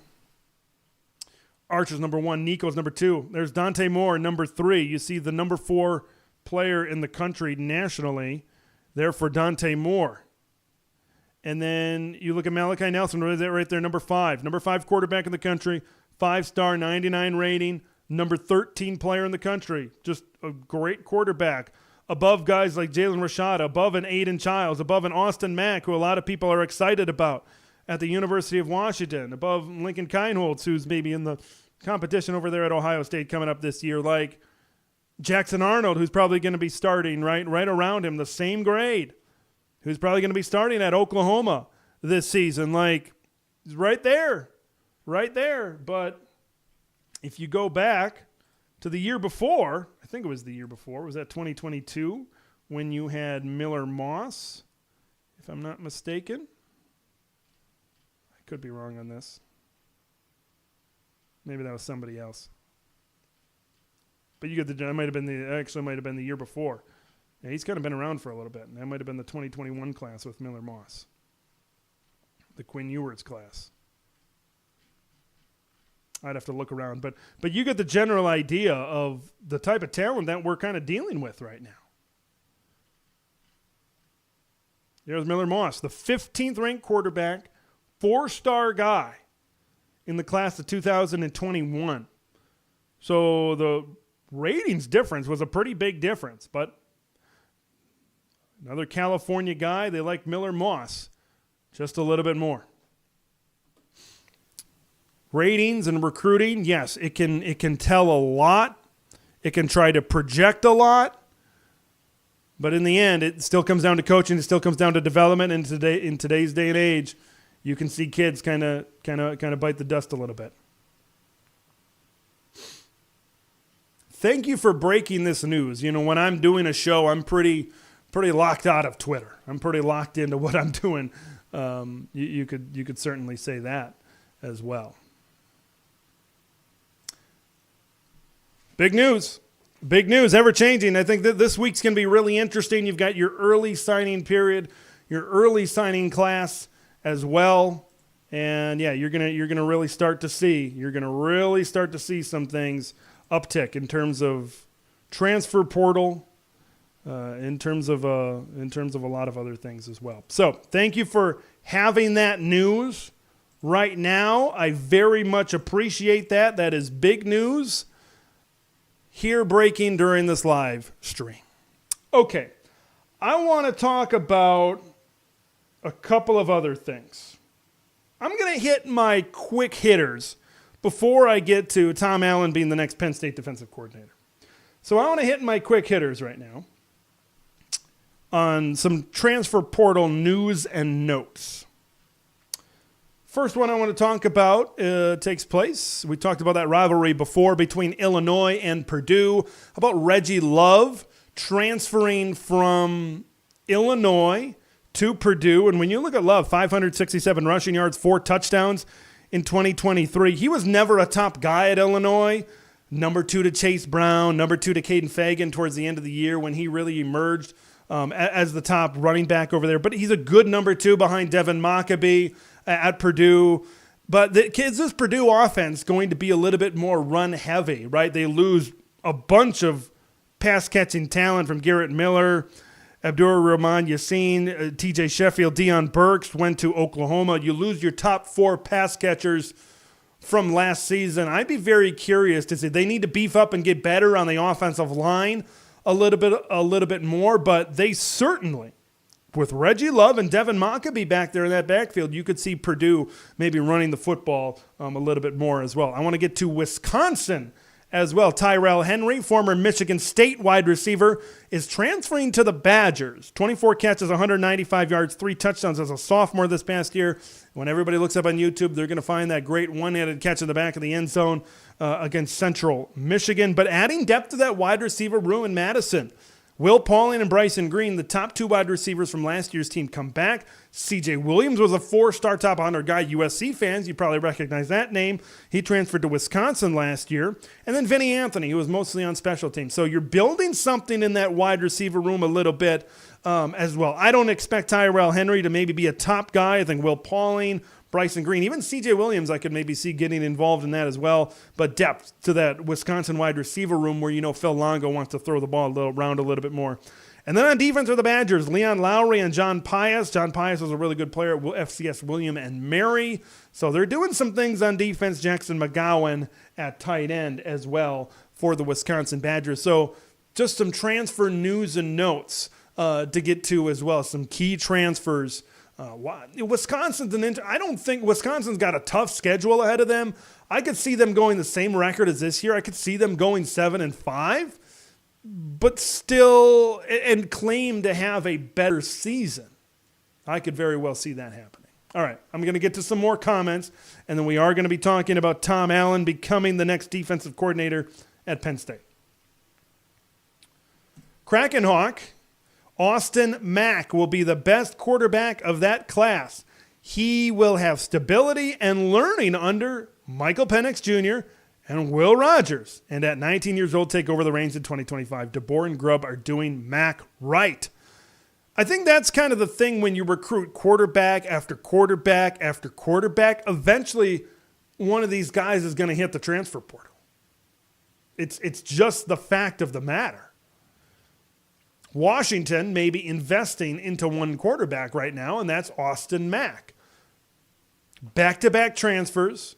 You recruit and try to develop a quarterback, and that might be Austin Mack over there at Washington. Let's get to some more comments as well. I want to see what else I missed here from earlier in the program. Star Era, I think this definitely confirms Howard to SC. I think he was going anyway. But yeah, I think, like I said in my initial reaction, I believe that this was kind of Will Howard confirmed to come to USC. And then at that point, with Miller Moss being above Malachi Nelson this year, I think that kind of, it was the writing on the wall for Malachi Nelson at USC. Getting another transfer quarterback, Caleb Williams, and then to Will Howard, and then being behind Miller Moss, it just makes a lot of sense. It makes a lot of sense as well. So, some good discussion here on this show tonight. We've talked Nebraska. We've talked USC. We talk about a lot of teams on this channel. Talk a lot of teams here on this program. I want to talk about, and we can get back to Nebraska, and we can get back to USC, but I am going to cover Tom Allen becoming the new defensive coordinator at Penn State. I'm going to talk about that here, and then leave stuff in the comments of what you want to see, topics that you want to talk about here to finish off this program as we wrap up the next, 30, 35, 40 minutes or so. So we'll get to that. We'll get to that. And then I've seen some comments as well. I'll touch on this before the show ends. I'll make sure I touch on this. I'll touch on Iowa's offensive coordinator because it sounds like it's going to be Joe Philbin. So I want to make sure that I touch on that before. Man, just as I'm talking about this, we got 3 really good comments. Maybe I'll hold off on Tom Allen at Penn State for just a little bit here right now. Let's go to Joe. Joe Boyd. Why did Nelson go to the portal? Now they have to get 2 quarterbacks. In theory, yes, you need another one. I'd have to look at the recruiting class if they have one for this season. But as I was just talking about, you kind of might be late a little bit joining to the party. But you got Will Howard, it sounds like right now is being confirmed to, and that's what I kind of led off the show with here tonight.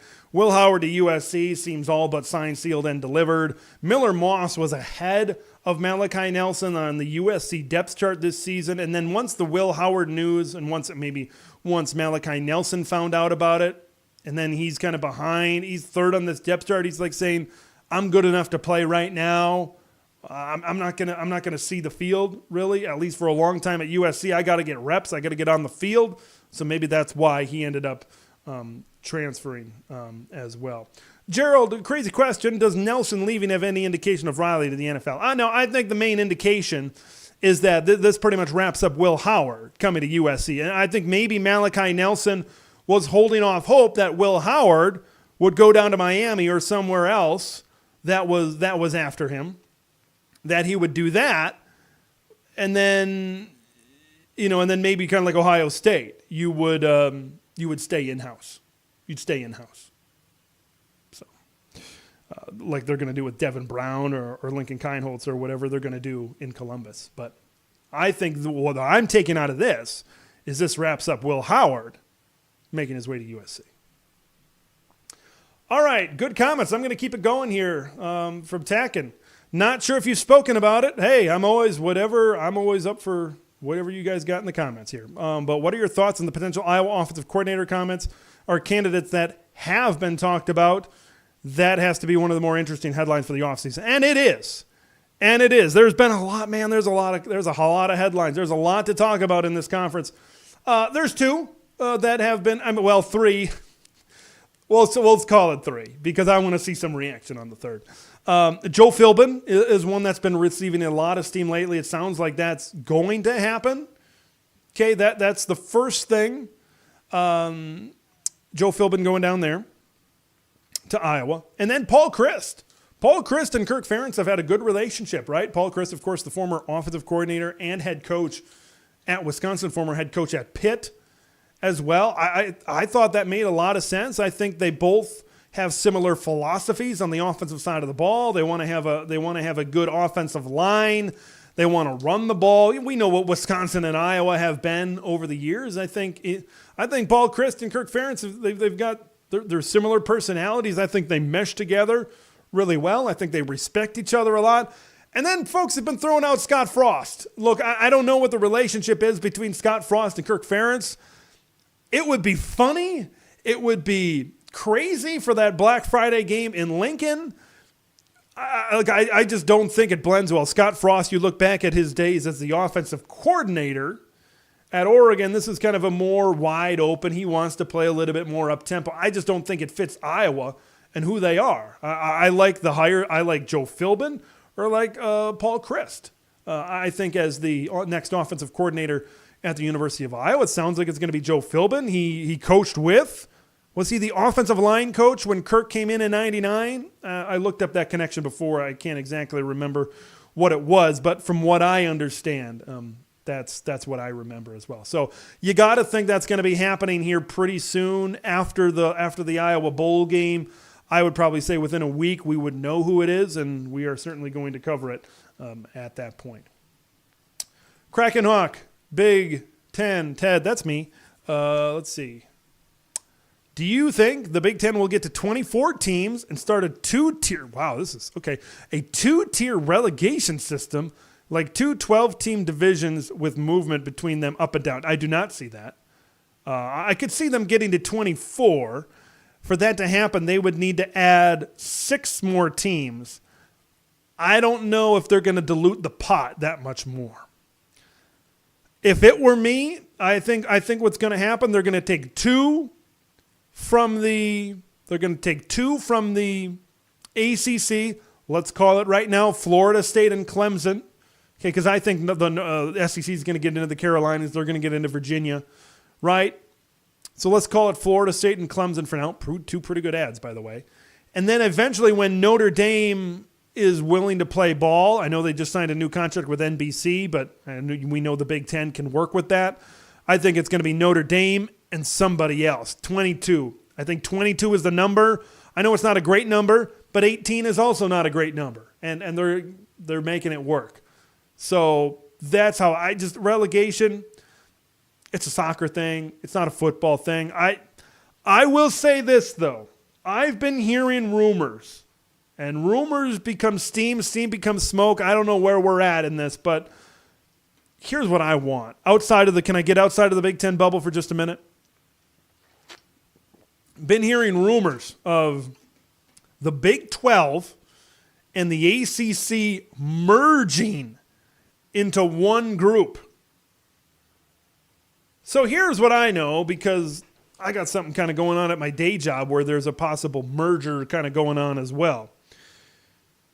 You take one organization, you merge it with another, it becomes a new organization. Does that mean a new TV contract? Does that mean the ACC deal that goes until 2036? I don't know how that all plays out. I'm not a big sports business. There's plenty of other channels to go out there and find that type of information. I would love to see the ACC merge with the Big 12, and you get to, I think it was 28 teams. And I put this together because I saw tweets, I saw stuff, and I'm like, wow, wouldn't that be cool? So I'm going to show it to you right now. I'm going to show it to you. We're going to quickly do this, and then we'll kind of go out to the other stuff. But this is kind of just me venturing around a little bit. So as we know, this would be the Big Ten. Yes, I did this the other day. The Big Ten would add Miami, they'd add Florida State, Clemson, and Notre Dame in this scenario. And you got the 4 schools out west, okay? That's what the Big Ten would look like, all right? So then you go down to the SEC. The SEC, Virginia and Virginia Tech, we've been told, are kind of attached at the hip.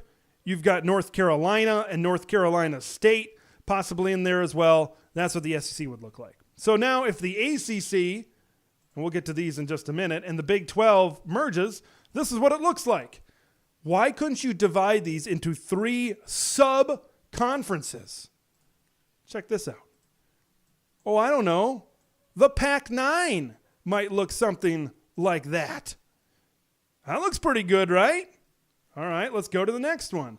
What about the Big 9?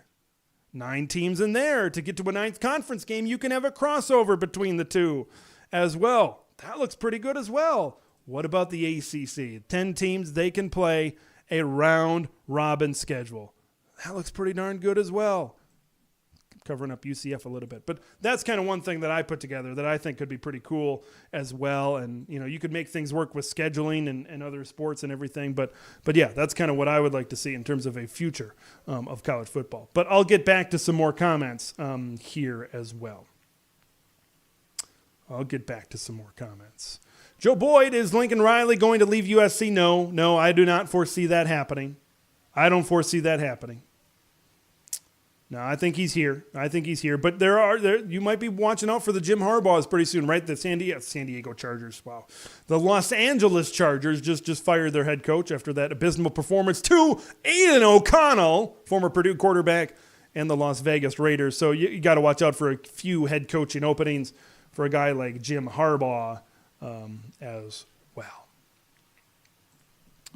Very good show tonight with some very good interaction and some very good discussion. All right, I'm going to talk about Tom Allen going to Penn State, and then we're going to close the show with some other topics here that you guys might bring up in the comments.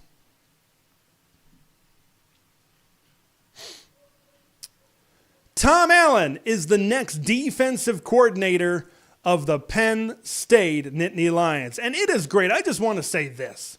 It's great to have the coach, Tom Allen, within the Big Ten Conference. It is also great to have the personality that is Tom Allen. Was he a little bit cringy at times? Yeah, maybe. But here's the thing about Tom Allen. His players love him. His players want to go to war for him. You look at those successful seasons at Indiana in 2019 and 2020. His players put it all out on the line for Tom Allen. He is a guy, he is a personality that I love having back in the Big Ten. And when you take a look at Tom Allen, his track record, I think, speaks for itself, as well. Of course, he was the head coach at Indiana, right? We all know that from 2017 until 2023. He was the defensive coordinator, right? He arrived at Indiana in 2016, and he restructured that defense right away. Like, we're not talking about a place that's flush with talent. We're talking about Bloomington, Indiana. As the Hoosiers allowed 120 fewer yards per game, 10 fewer points per game the prior season. After Allen became the head coach, he called the defense in 17 and 18. In 2017, Indiana finished top 10 nationally in third down defense and top 30 in total defense. Now you go back to his days at South Florida, 1 year down there in Tampa. He helped South Florida's program take a U-turn in his sole season as defensive coordinator. In 2015, they went 8-5, improving from 4-8 the previous year. Allen's defense finished in the top 15 in tackles for loss and interceptions, and top 15 nationally in takeaways. Allen was on a defensive coaching staff at Ole Miss, working as a linebackers coach as well. That led the nation in scoring defense in 2014. The Rebels allowed just 18 touchdowns that season. He also served as the special teams coordinator. So it's not just an Indiana thing. Tom Allen has succeeded every place that he has gone. He has built defenses up in a short period of time. But here's the thing about this situation at Penn State. He doesn't need to build a defense. You've got a lot of talented kids in Penn State. This was one of the very best defenses in all of college football in 2023 we're talking about. This is some of the most talent I think that Tom Allen will have worked with on the defensive side of the football throughout his career. We just brought it up. Indiana, right? You got talent in Happy Valley. You got more talent in Happy Valley than you do in Bloomington. You got more talent in Happy Valley than you do down in the G5 at USF. And then you take a look at Ole Miss as well. At the very least, it's the most talent that Tom Allen will have worked with on defense in a long period of time. Now, there are some highs and lows to this. The highs, as I just said, you're working with really good talent, so you're going to be able to use your motivational factor, right? Tom Allen has been a big motivator in the past. You're going to use that with some of this great talent, and you could get really good results like you had with Manny Diaz. The lows, you're replacing all that talent that's leaving a top defense. Adisa Isaac and Chop Robinson. That's some big-time pass rushing numbers right there. You look at in the secondary, these past 2 years, you back 2 years ago, Joey Porter Jr. and Jair Brown. Then you sub them in this year with guys like Kalen King, Johnny Dixon, Daquan Hardy, but all three of those guys are gone. Now, it's Penn State. You recruit well, right? There's going to be players. You got Abdul Carter coming back at the linebacking spot, Danny Dennis Sutton on the defensive line as well to maybe replicate what Chop Robinson and or Adisa Isaac were able to do. But Tom Allen, I think, is really going to be tested in terms of how well he can develop this young talent at Penn State and keep this Nittany Lion defense at the level that it was under Manny Diaz. And I want to talk about Manny Diaz a little bit and I want to give credit where credit is due. This comes from Tyler Donahue, this tweet. This was part of a tweet at Lions247. James Franklin has repeatedly stated desire for coordinators to be the head coach of a unit. Definitely got that from Manny Diaz, prioritized it in recent weeks. Tom Allen, of course, the experience of a head coach. James Franklin likes it when his coordinators can take the ball and run with it. And I believe Tom Allen can certainly do that. I believe Penn State, are they losing some stuff? Yes. Are they losing a lot? Yes, out of that defense. But there's still pieces in place for Tom Allen. And I want to finish off with this. This is a great rebound situation for old Tommy. Sometimes when head coaches get fired, ask Paul Chryst, you become an analyst at Texas. A lot of coaches have been fired, become analysts at Alabama in the coach rehabilitation clinic, so to speak. This is a good land-on-your-feet situation after things didn't work out at a school that you know and love in Indiana. Tom Allen is still fairly young. He's still in his early 50s right now, early to mid-50s. Who says that Tom Allen can't just do a great job like Manny Diaz and 3, 4, 5 years go by and he can land at another head coaching job in his late 50s or early 60s. There is still so much in front of Tom Allen's career right now. I think that's part of the selling point for James Franklin. He's a smart guy. He's a smart coach. For Andy Kotelnicki to come over from Kansas, where he'd been with Lance Leipold for a long time, for Tom Allen to come in here to Penn State, I think he's selling guys. And that's, I think, what smart head coaches do that are at very successful programs. They sell you on the fact, hey, help me out here for 2 years, 3 years, 4 years, and let's get you a head coaching job. I think that's the selling point that James Franklin is doing for guys like Andy Kotelnicki and Tom Allen. I think these are very good coordinators right now at Penn State, and I think that Tom Allen coming into this defense, he's going to, I think, keep the Nittany Lions in the ballpark of what they achieved under Manny Diaz. Very excited to see what happens with Tom Allen. Let's get into some of your comments, and let's finish this live show out with some of your comments as well. Let's get it rolling. Let's get it rolling. Husker Chuck. Ferentz despises Frost. I figured as much. I wasn't 100% sure on that, but I figured that was the case. I had a pretty good idea. They didn't seem to. I know Ferentz, one of his main rivals is PJ Fleck, but yeah.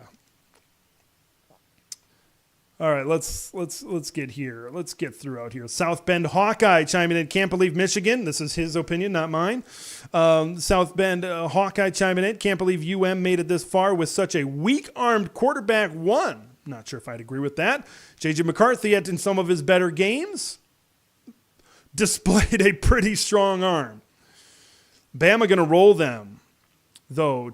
I don't think I think it's going to be close. I think both teams are going to be physical. I think both teams are going to look to control the game at the point of attack. There will be a preview on this channel, maybe next week, maybe the week I get my weeks messed up, but it will be the week before New Year's, whatever week it's after Christmas, right? But I think it's going to be whoever wins the line of scrimmage. Who's going to learn? I actually feel like Michigan has an advantage at quarterback. Now, Michigan has to contain Jalen Milroe. Milroe's good. They can't let him. You got to be wider than the widest. That's got to be such a point that's being talked about by Jesse Minter in these game planning sessions right now. Like Georgia learned it. You let Jalen Milroe get loose, you let him make plays with his legs, you're going to have problems. You're going to have some big-time problems. Sean Kramer chiming in. Who's excited to travel to the most beautiful stadium in football next year on the banks of Lake Washington? Who's excited to go sailgating at Husky Stadium next year? It is quite the scene. I'll hopefully have my guy Roman Tomashaw from Locked On Huskies here, maybe on the show for signing day. We always seem to talk about the scenery that is Lake Washington around, and to just get a visual on it. That's the scenery of what Keith Jackson called the greatest setting in college football. Washington, you saw it during that Oregon game this year, and you saw it during other home games.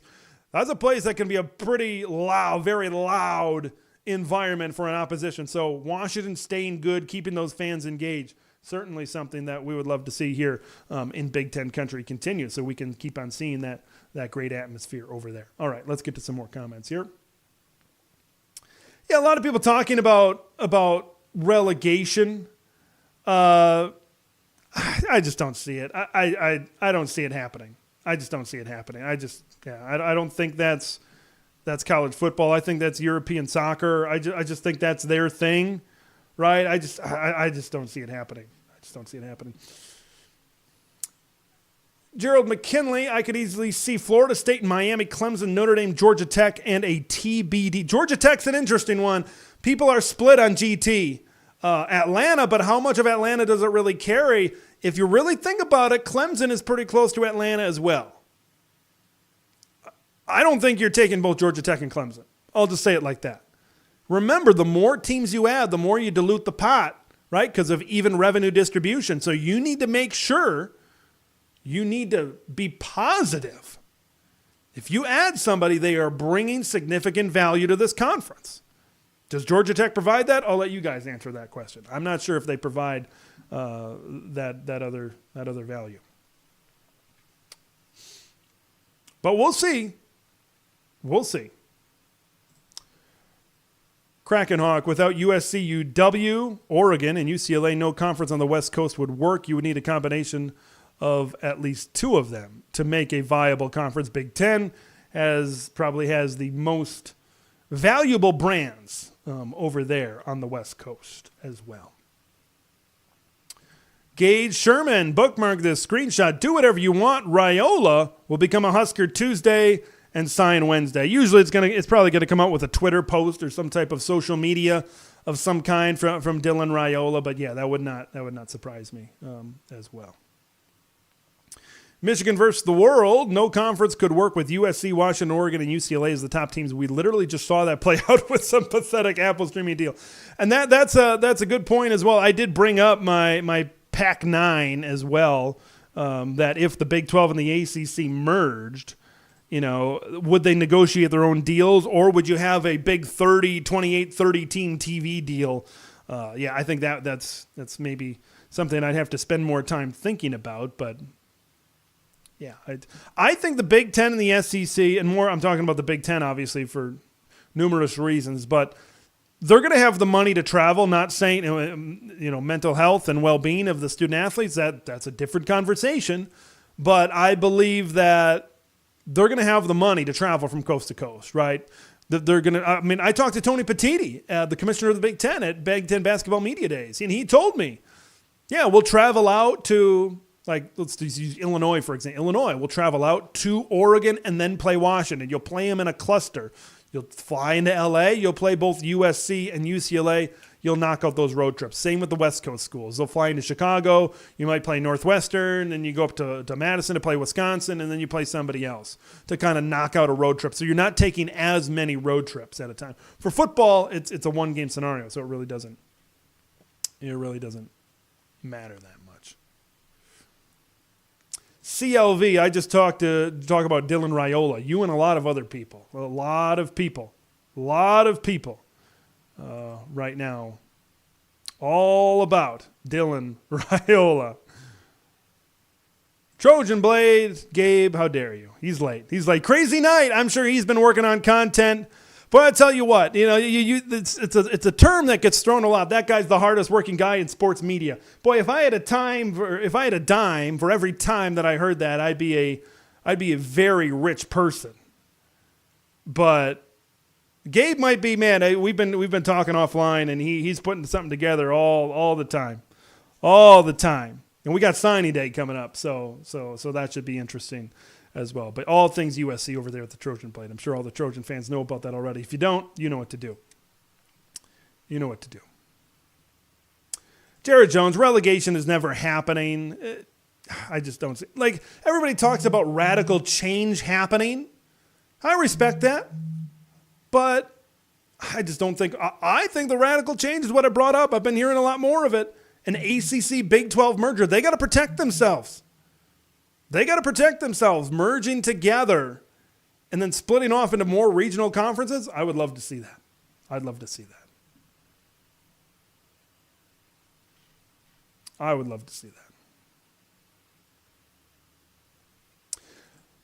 Husker Mike, Raiola has given me many sleepless nights. Boy, I'm sure there's been a lot of Husker fans out there. Man, there's been a lot of Husker fans out there that are just saying, please, something happen. Please. Because what happens if they lose out on Kyle McCord? Luckily, Daniel Kalen stayed around. What happens if they lose out on Kyle McCord and then things go south for some reason for what if things go south for Dylan Raiola? They lose out on Kyle McCord and Dylan Raiola. That's what I'm trying to get to. Wow. What if that happens? I don't know, man. That'd be after all of these one-score losses the past few years, that might be the dagger that does in that Husker fan base if they lose out on both McCord and Dylan Raiola after all of this hype.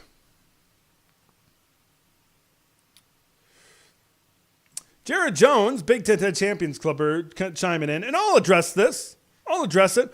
You're doing a live watch for any big bowl games. I was not, there's other folks out there that do watch parties. I have not done a watch party yet.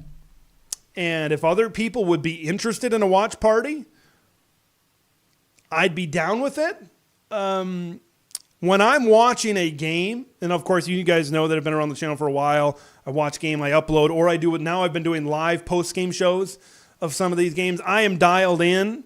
I am taking notes during these games. I'm a person, let me put it this way. I'm a person that can lose focus very easily. So I'm not sure if watch parties are in the future, but I will say this about watch parties. I'll say this about anything. If there is enough demand for it and it benefits the channel, I will do it. So if anybody, you can hit me up on Twitter at Big Ten Ted. My DMs are open. And you can just put in the comments whatever. If you want watch parties to watch along while you're watching Michigan and Alabama, while you're watching whatever, we can do that. Just know I'm dialed in. I am dialed in, taking notes. It's It's quite the process during a game. I'm not sure. I don't think I watch because of this channel. I don't watch games maybe like a normal fan. I'll just say that. So, but yeah, if there's enough demand for anything, I'll do just about anything that there's enough demand for. Speaking of demand, Eddie, I have been, this question comes up. It seems like every live show. It seems like every live stream this comes up. When are you going to update the backdrop? So there are options. Let me put it that way. I want to put it this. I got this for Christmas, this flag, 2 years ago for Christmas. So this is about 2 years old, and we're going to have a proper ceremony and burial for the East and West Division of the Big Ten as well. But I am in the process that I look up on Amazon or whatever. They don't have stuff with updated teams. They don't have stuff with updated logos. Okay, I'm in the process of evaluating what I want to do. Right now, the leader in the club. But here's the thing. I would love to spend money on a backdrop of this whole thing so you don't see my house here. But I got to custom make it. I got to pay for it, however much money that may be. But then what happens in 2 years when Florida State and Clemson join the conference? Right, there's a flag like this out there, but it's just generic. It just says, it has the B1G logo, and underneath it says Big Ten Conference. I could keep it generic, right, with all the expansion, but I think a lot of people have brought it up, like you, and a lot of people, they want to see their team. They want to see their logo. So I'm probably going to invest money into a backdrop that covers the entire screen. So that's something that will probably happen. It's just, it might take a little bit of time to get there. My hope is maybe by February or so, something will happen. Technically, I have until August 1st, which is the date they officially joined. But West Coast fans, I'm going to get something done. We're going to update it at some point. But for now, that's the situation. There's just nothing. If there was something online with all 18 logos, I would have had it 3 weeks ago. But there's just nothing out there right now. So that's kind of the update on that. All right, let's get to some more comments here.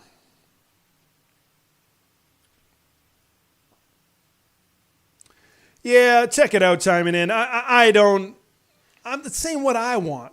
Does anyone factor into my feelings? No. Why would the Big 12 merge with the ACC? That's a great question, the ACC, because, yeah, you might have a bunch of ACC teams leave. And look at it from the ACC's perspective. Let's say they stick around and then they backfill with Tulane, Rice, or whoever, right? Let's say they don't merge. Like the teams that would leave, from what I've been told, had, when you take on 12, 13 years of payments, it'd be like the Otani deal, where you defer the payment to later and then you're paying just little bits of it over time as well. You and the ACC could have some security by having those payments as well, kind of like Oregon State and Washington State now does with them having control of the pack. So, hey, I haven't thought out of everything. I just say it'd be cool to have regional conferences and under one TV deal as well. I think it could provide some security for these schools, but yeah, I don't know. Yeah, why they would. I think it would benefit, to be honest with you, I think it would benefit the Big 12 more than it would benefit the ACC. Okay, well, Tacken just all right, I'm gonna show you something, because he brings up, oh boy, I am all sorts here. All right, Tacken, what about a green screen that you can digitally update the background to whatever you want?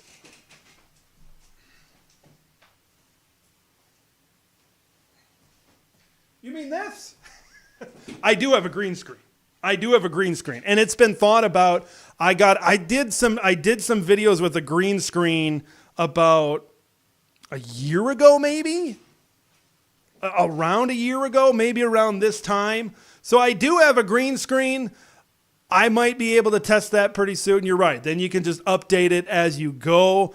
It does not look as good. The green screen on my computer, on my setup that I've seen, it does not have as good.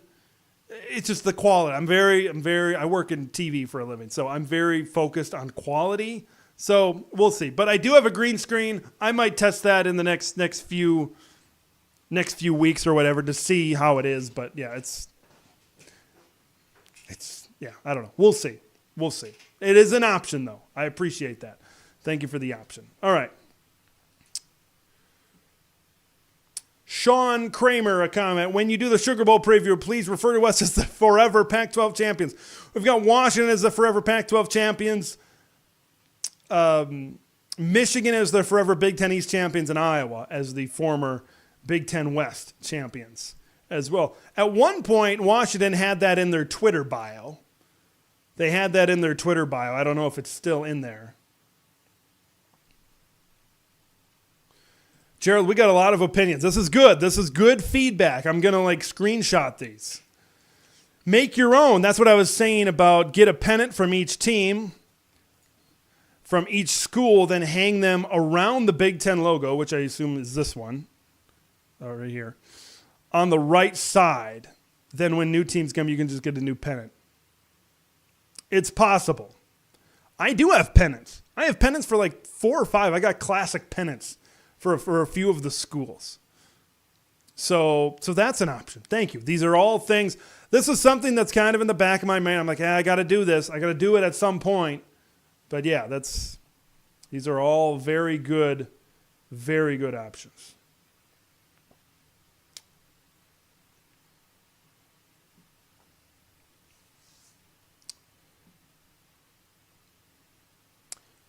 All good stuff.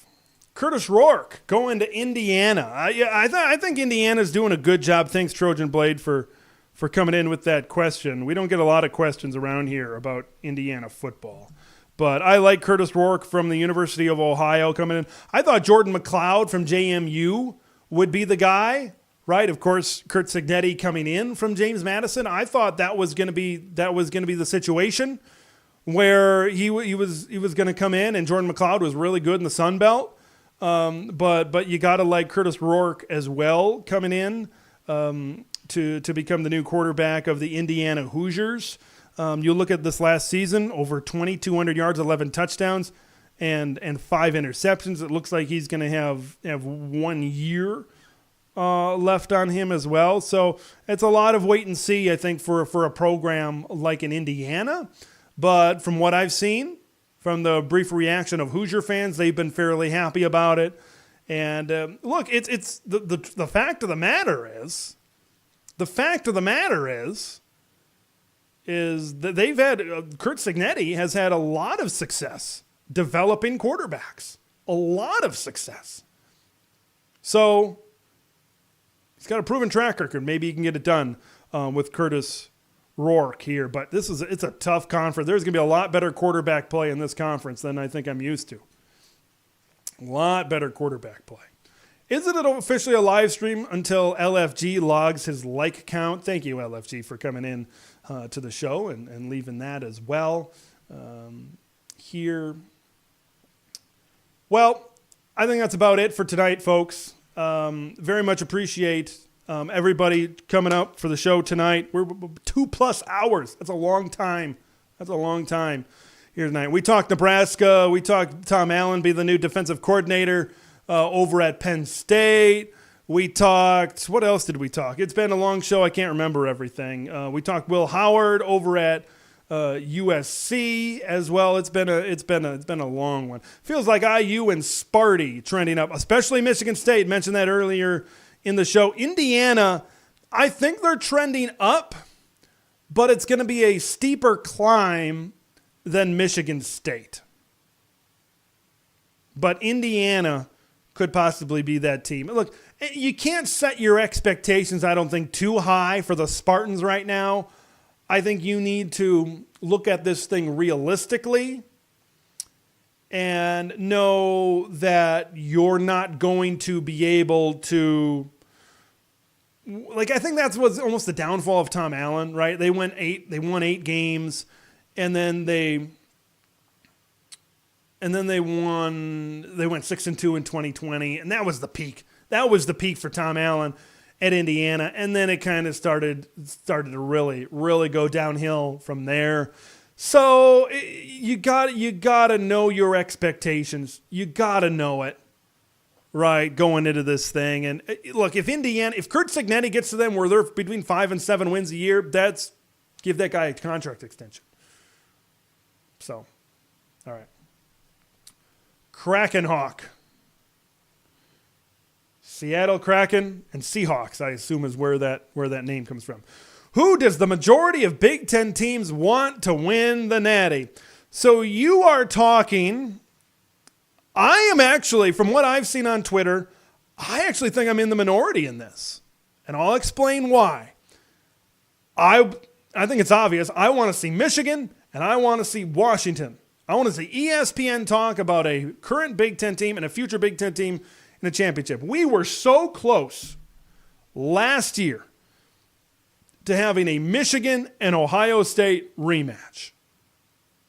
I don't think people really know and remember how close we are. A Marvin Harrison Jr., a targeting call away from winning that game. And then Michigan just, you pull your hair out. You pull your hair out. Multiple pick sixes, getting cute down by the goal line, running the Philly special or whatever it is. What are you doing? You're Michigan. You run the ball. There's a lot of people out here. There's a lot of people out here that want Washington. I want a Michigan-Washington championship. It would be fantastic to see Washington, a future Big Ten member, go into the conference saying, you guys didn't win a national championship since 2014. And now we're a future member and we're coming in with a title and then a 10-2 season before that. Boy, that's a lot of momentum. That's a lot of momentum. For me, I don't have a dog in the race between Washington and Michigan. I think Michigan's going to take a dip down next year regardless. I think it would help Washington to win more than it would Michigan, maybe. I mean, you have all the off-the-field stuff with the University of Michigan. But your question was, what does the majority of Big Ten teams, a.k.a. Big Ten fans, want to win? I've seen a lot on social media of anybody but Michigan. I've seen a lot of that. I think this whole investigation this year and a lot of other things has turned people off to the University of Michigan. People think Jim Harbaugh's a weird dude. Yeah, we know Jim Harbaugh's a weird dude. You're not breaking any news there. But a lot of people, even in Big Ten circles, they're conflicted. The SEC champion and Michigan, they're conflicted. So that's where a lot of Big Ten teams are at right now. But I saw some comments here. South Bend Hawkeye is rooting for Washington to possibly win the national championship. Our guy Trojan Blade is rooting for, you got to think all these, well, that was a Hawkeye fan, but you got to think our West Coast brethren coming in is going to be rooting for Washington. Michigan versus the world. Can you guess where this user is going? Go Blue. Everyone here should be backing Michigan. That is in the words of Michigan versus the world. I am one of our loyal new viewers has been Kraken Hawk, and I want to keep you Kraken Hawk, so I guess I'll say Washington. I'll guess you say Washington over there as well. Jarrett Jones, no surprise here. Washington all the way. I hope they beat Texas, then wreck Bama in the title game. So Jarrett Jones all in once again on the anti-Michigan stuff here as well. Michigan versus the world. Michigan is America's team. I guess. Rooting for what did Jim Harbaugh say? Everybody believes in someone for the underdog. Yeah, the number one team in the country is the underdog. I can't remember what the line was. I don't know if they're they're favored. I haven't really looked into that much as well, but yeah, it's I think Michigan, and of course I'm going to pick Washington and Michigan to win, but I firmly believe that's what's going to happen. A lot of other people don't believe that. I believe Washington is going to tear up Texas's secondary. I know they're really good up front, but don't sleep on Washington's ability to be physical with that offensive line that looked good in this last Oregon game, and Dylan Johnson running the football. We're going to talk about that eventually. We're going to talk about football once again eventually. Hutch saying, go Dogs. Gerald McKinley does not sit from the same seat I do. That's okay. There's no such thing as a Big Ten fan. You don't root for rivals. I understand that. I get that, and I have heard that. And that is what makes college football great. Other than Michigan fans, few people in the conference are pulling for us. I understand if Ohio State was the team, Michigan would not be rooting for them either. I look at it from a neutral perspective. I believe that's what sets this channel apart a little bit, is me coming from a neutral perspective. A lot of people know I grew up in the state of Wisconsin. Badgers for life. I've been to some pretty big Badger wins over the case of things. If this would never happen, now you see the Badger fan coming out in me a little bit, but if Minnesota was playing in the playoff, that just doesn't sound right.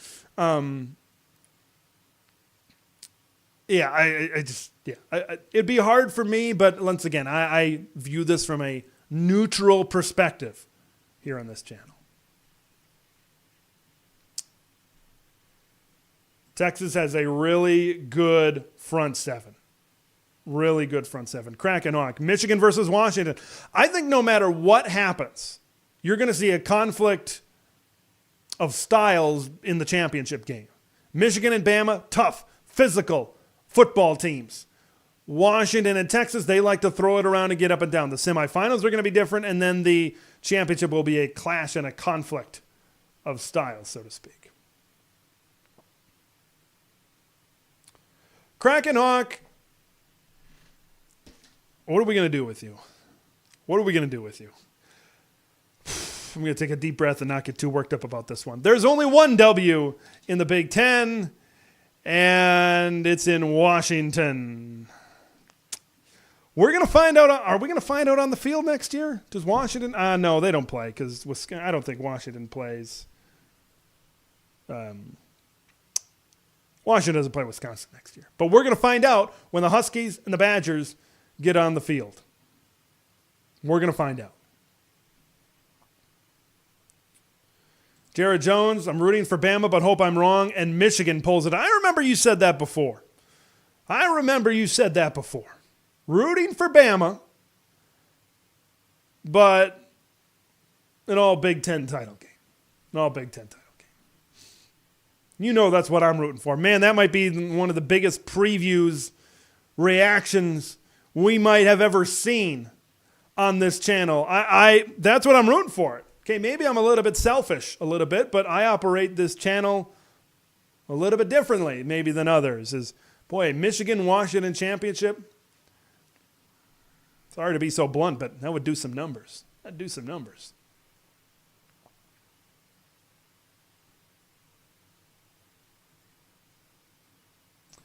Washington won't be able to stop Texas's offense. Too much speed and physicality by the Longhorns. Oregon had a pretty darn good offense, and they did pretty well against them. Okay, I get what you're saying about defense. I think both defenses are going to have their fair share of problems. Texas can sling it. Washington can sling it. Who's got the ball last? Okay, both of these teams have been in battles where they got to go back and forth this season. Washington did it against USC. They played well enough defensively, I should say, in the fourth quarter. They did it a couple of times against Oregon. Texas had a shootout, 33-30 against Kansas State. So there's a lot there. There's going to be a lot of points. Who's got the ball last in New Orleans? That could end up being the deciding factor. I can't even say the words Minnesota and play. And I live in Minnesota.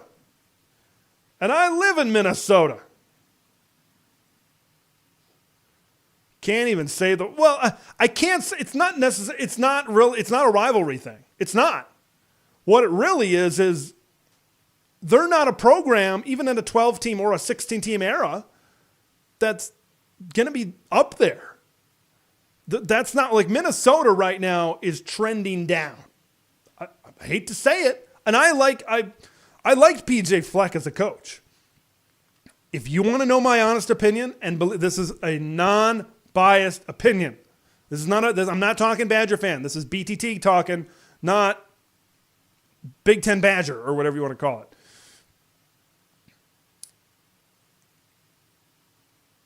He peaked. PJ Fleck peaked in 2019. He got to that peak really early. And now he had 9-win season. And now it's just, he peaked. I'm sorry. Like, look what happened this past year, 5-7. And then look at how much more difficult the Big Ten is going to become. I'm not saying a new coach could get hired, and I don't want this to be me crapping on Minnesota.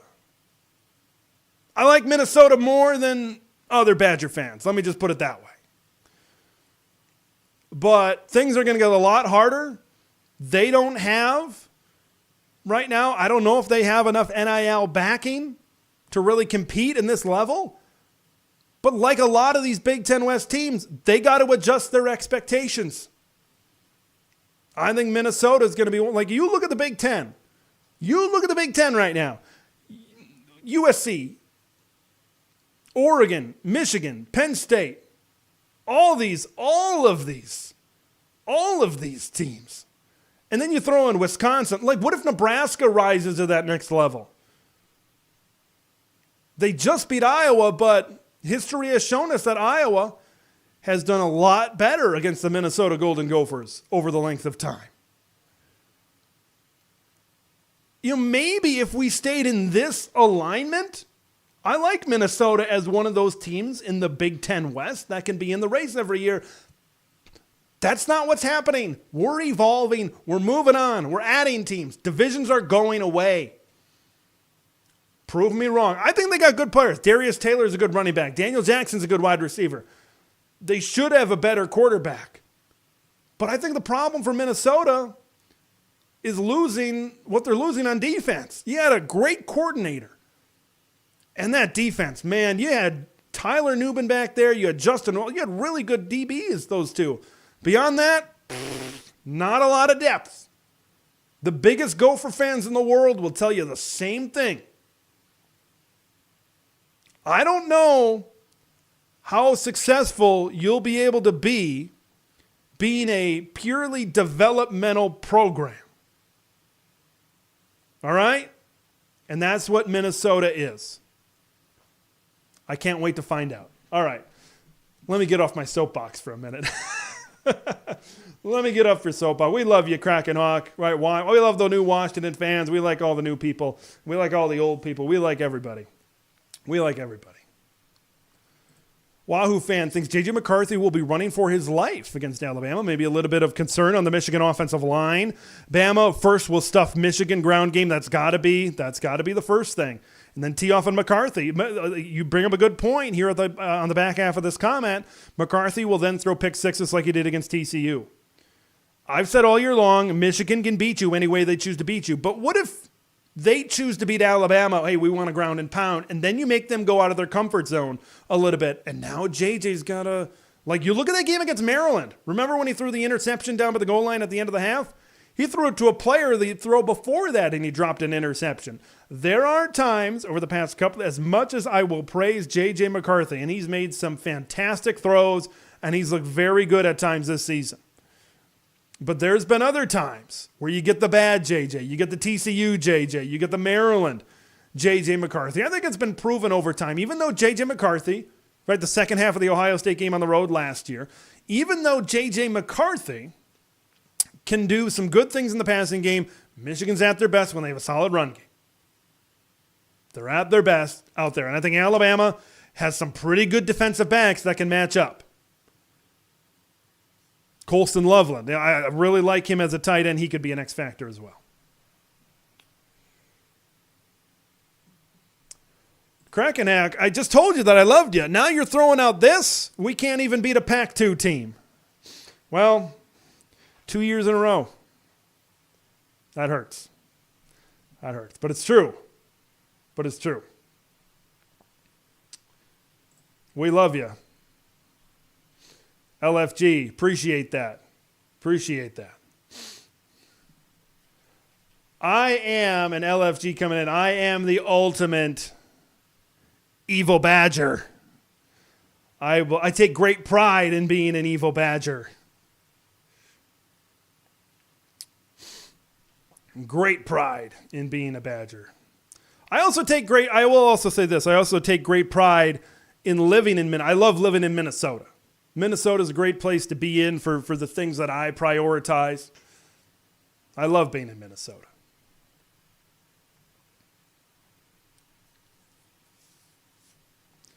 Wahoo fan, next year, got to wait for this comment to update. We've been going for a while. We've been going for 2.5 hours here. Next year, Michigan will drop to like 9-3 or 8-4. I wouldn't disagree with that, right? We'll see if J.J. McCarthy comes back. We'll see if J.J. comes back. They are losing 44 seniors in the schedule. It is a brutal schedule. It is a very difficult schedule for the University of Michigan next season. USC, a lot of USC fans have kind of come Michigan versus the world. USC has done well playing Big Ten teams that had to travel thousands of miles. USC fans, when I came in right away, and believe me, I love them, but when they came in right away, look at USC's record in the Rose Bowl against the Big Ten. Here's the way I see that. 1 game a year in your backyard. You play a 9-game conference schedule against these teams, things might be a little bit different. They might not be different, but they could be different. That Big Ten season grind, it's going to grind more with having to go up against those offenses out there. Jackson Shore, his prediction for the Rose Bowl, Corum gets stuffed, but McCarthy has the game of his life. That's kind of the opposite of what somebody else was just talking about. That's certain that is an option. That it appears a lot of people talking about right now that they believe that Michigan can do, Alabama can do some good things defensively, right? No Zach Zinter. They've kind of had to do some shuffling on that offensive line. Iowa, look at that Iowa tape. Iowa was able to do some things up front for a while.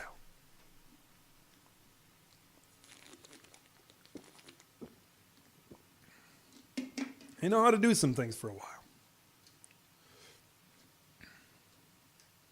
Nick Saban versus Jim Harbaugh.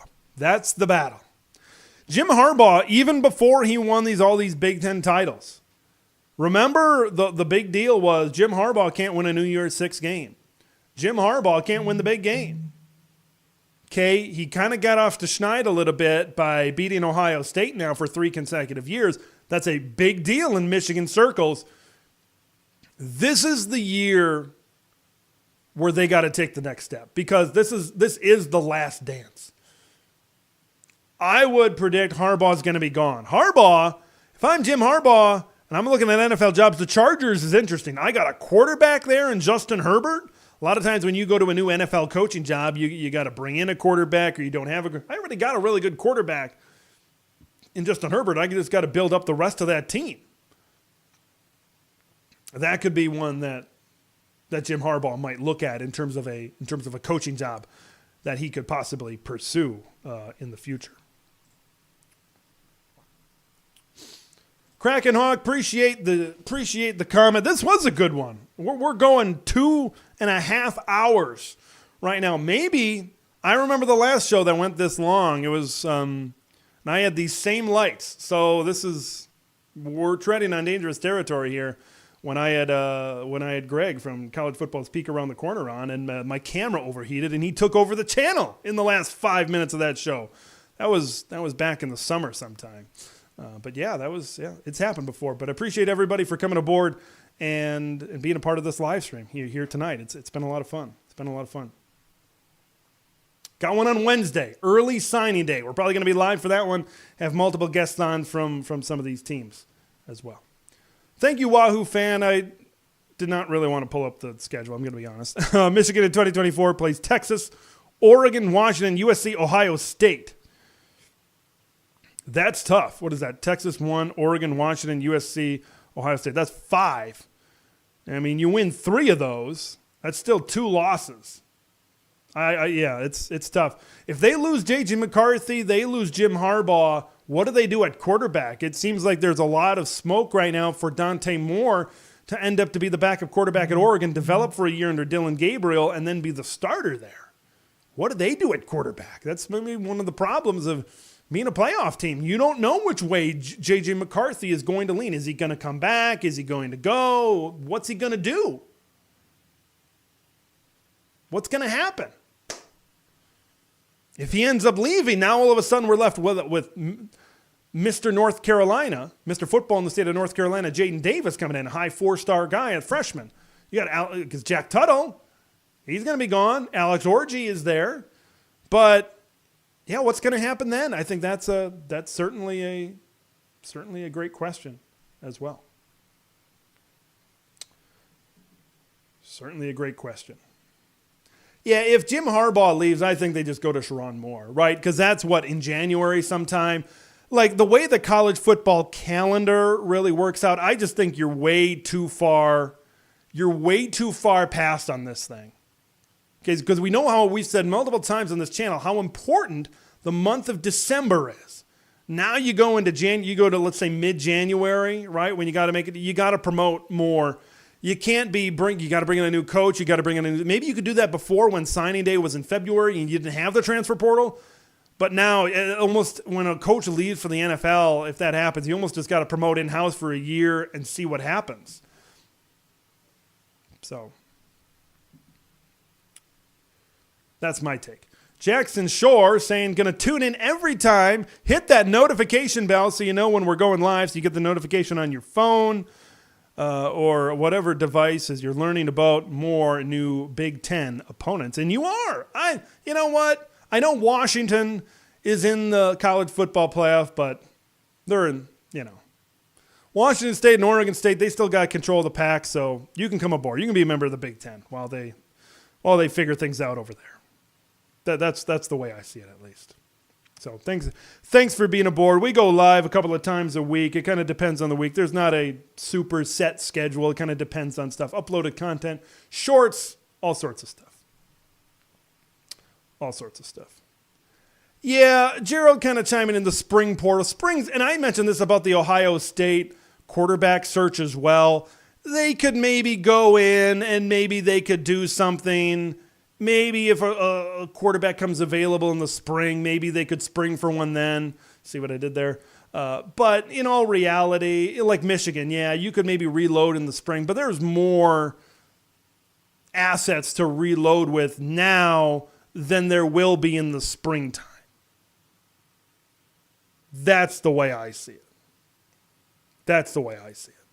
So, yeah, could you do it? I mean, I think Michigan, regardless, is going to take a step down. I think the best case scenario for Michigan, you get Donovan Edwards back, you get J.J. McCarthy back, and then maybe you can build around. Maybe you can build with some other stuff off from there. But in all reality, I think that's your best case. I don't know if that's going to happen. J.J. could be a second round, late first, second round quarterback. That's where he's slotted right now. Could he be a top 10 pick if he comes back? It's not guaranteed. Okay, there's still some really good quarterbacks out there. And Michigan isn't exactly an offense where you can showcase your throwing ability. So keep that in mind as well.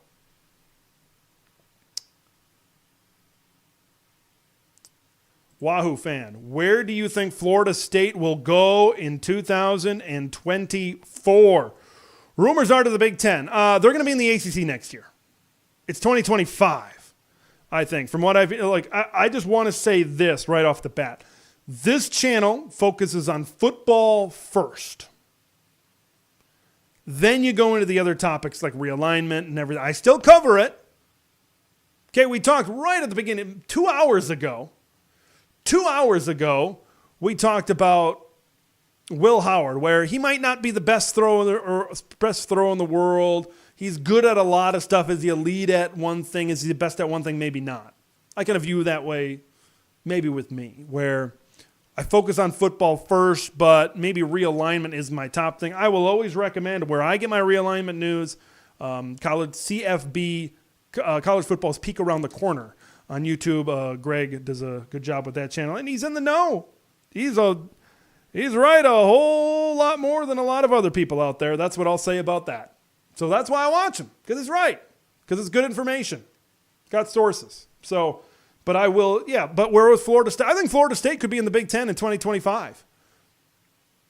Okay, because it sounds like first quarter of 2024, they could have a settlement possibly with the ACC, and then the Big Ten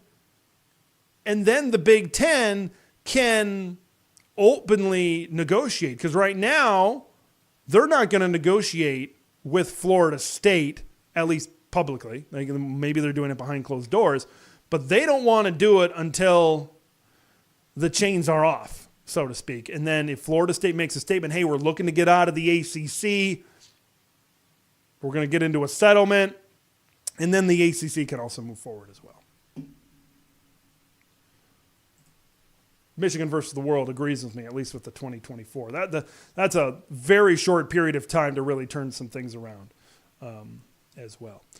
Well, folks, we got to wrap this one up. I'm having a lot of fun. I'm sure you're having a lot of fun, but I got to edit down some videos. I got to do some stuff.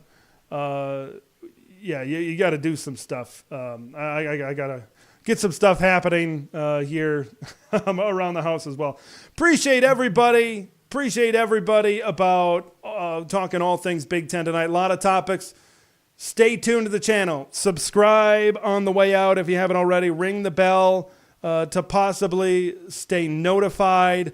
All that stuff. I would ask, consider if you wanted. A lot of people have said good things about the channel tonight. If you want to support this channel, consider being a member of the channel to get early access to some uploaded content and other perks as well. That's a great way to be support the channel and keep this thing on going forward to my eventual goal of making this a full-time opportunity. So, with that being said, until next time, I'm Big Ten Ted. We will see you in the next one.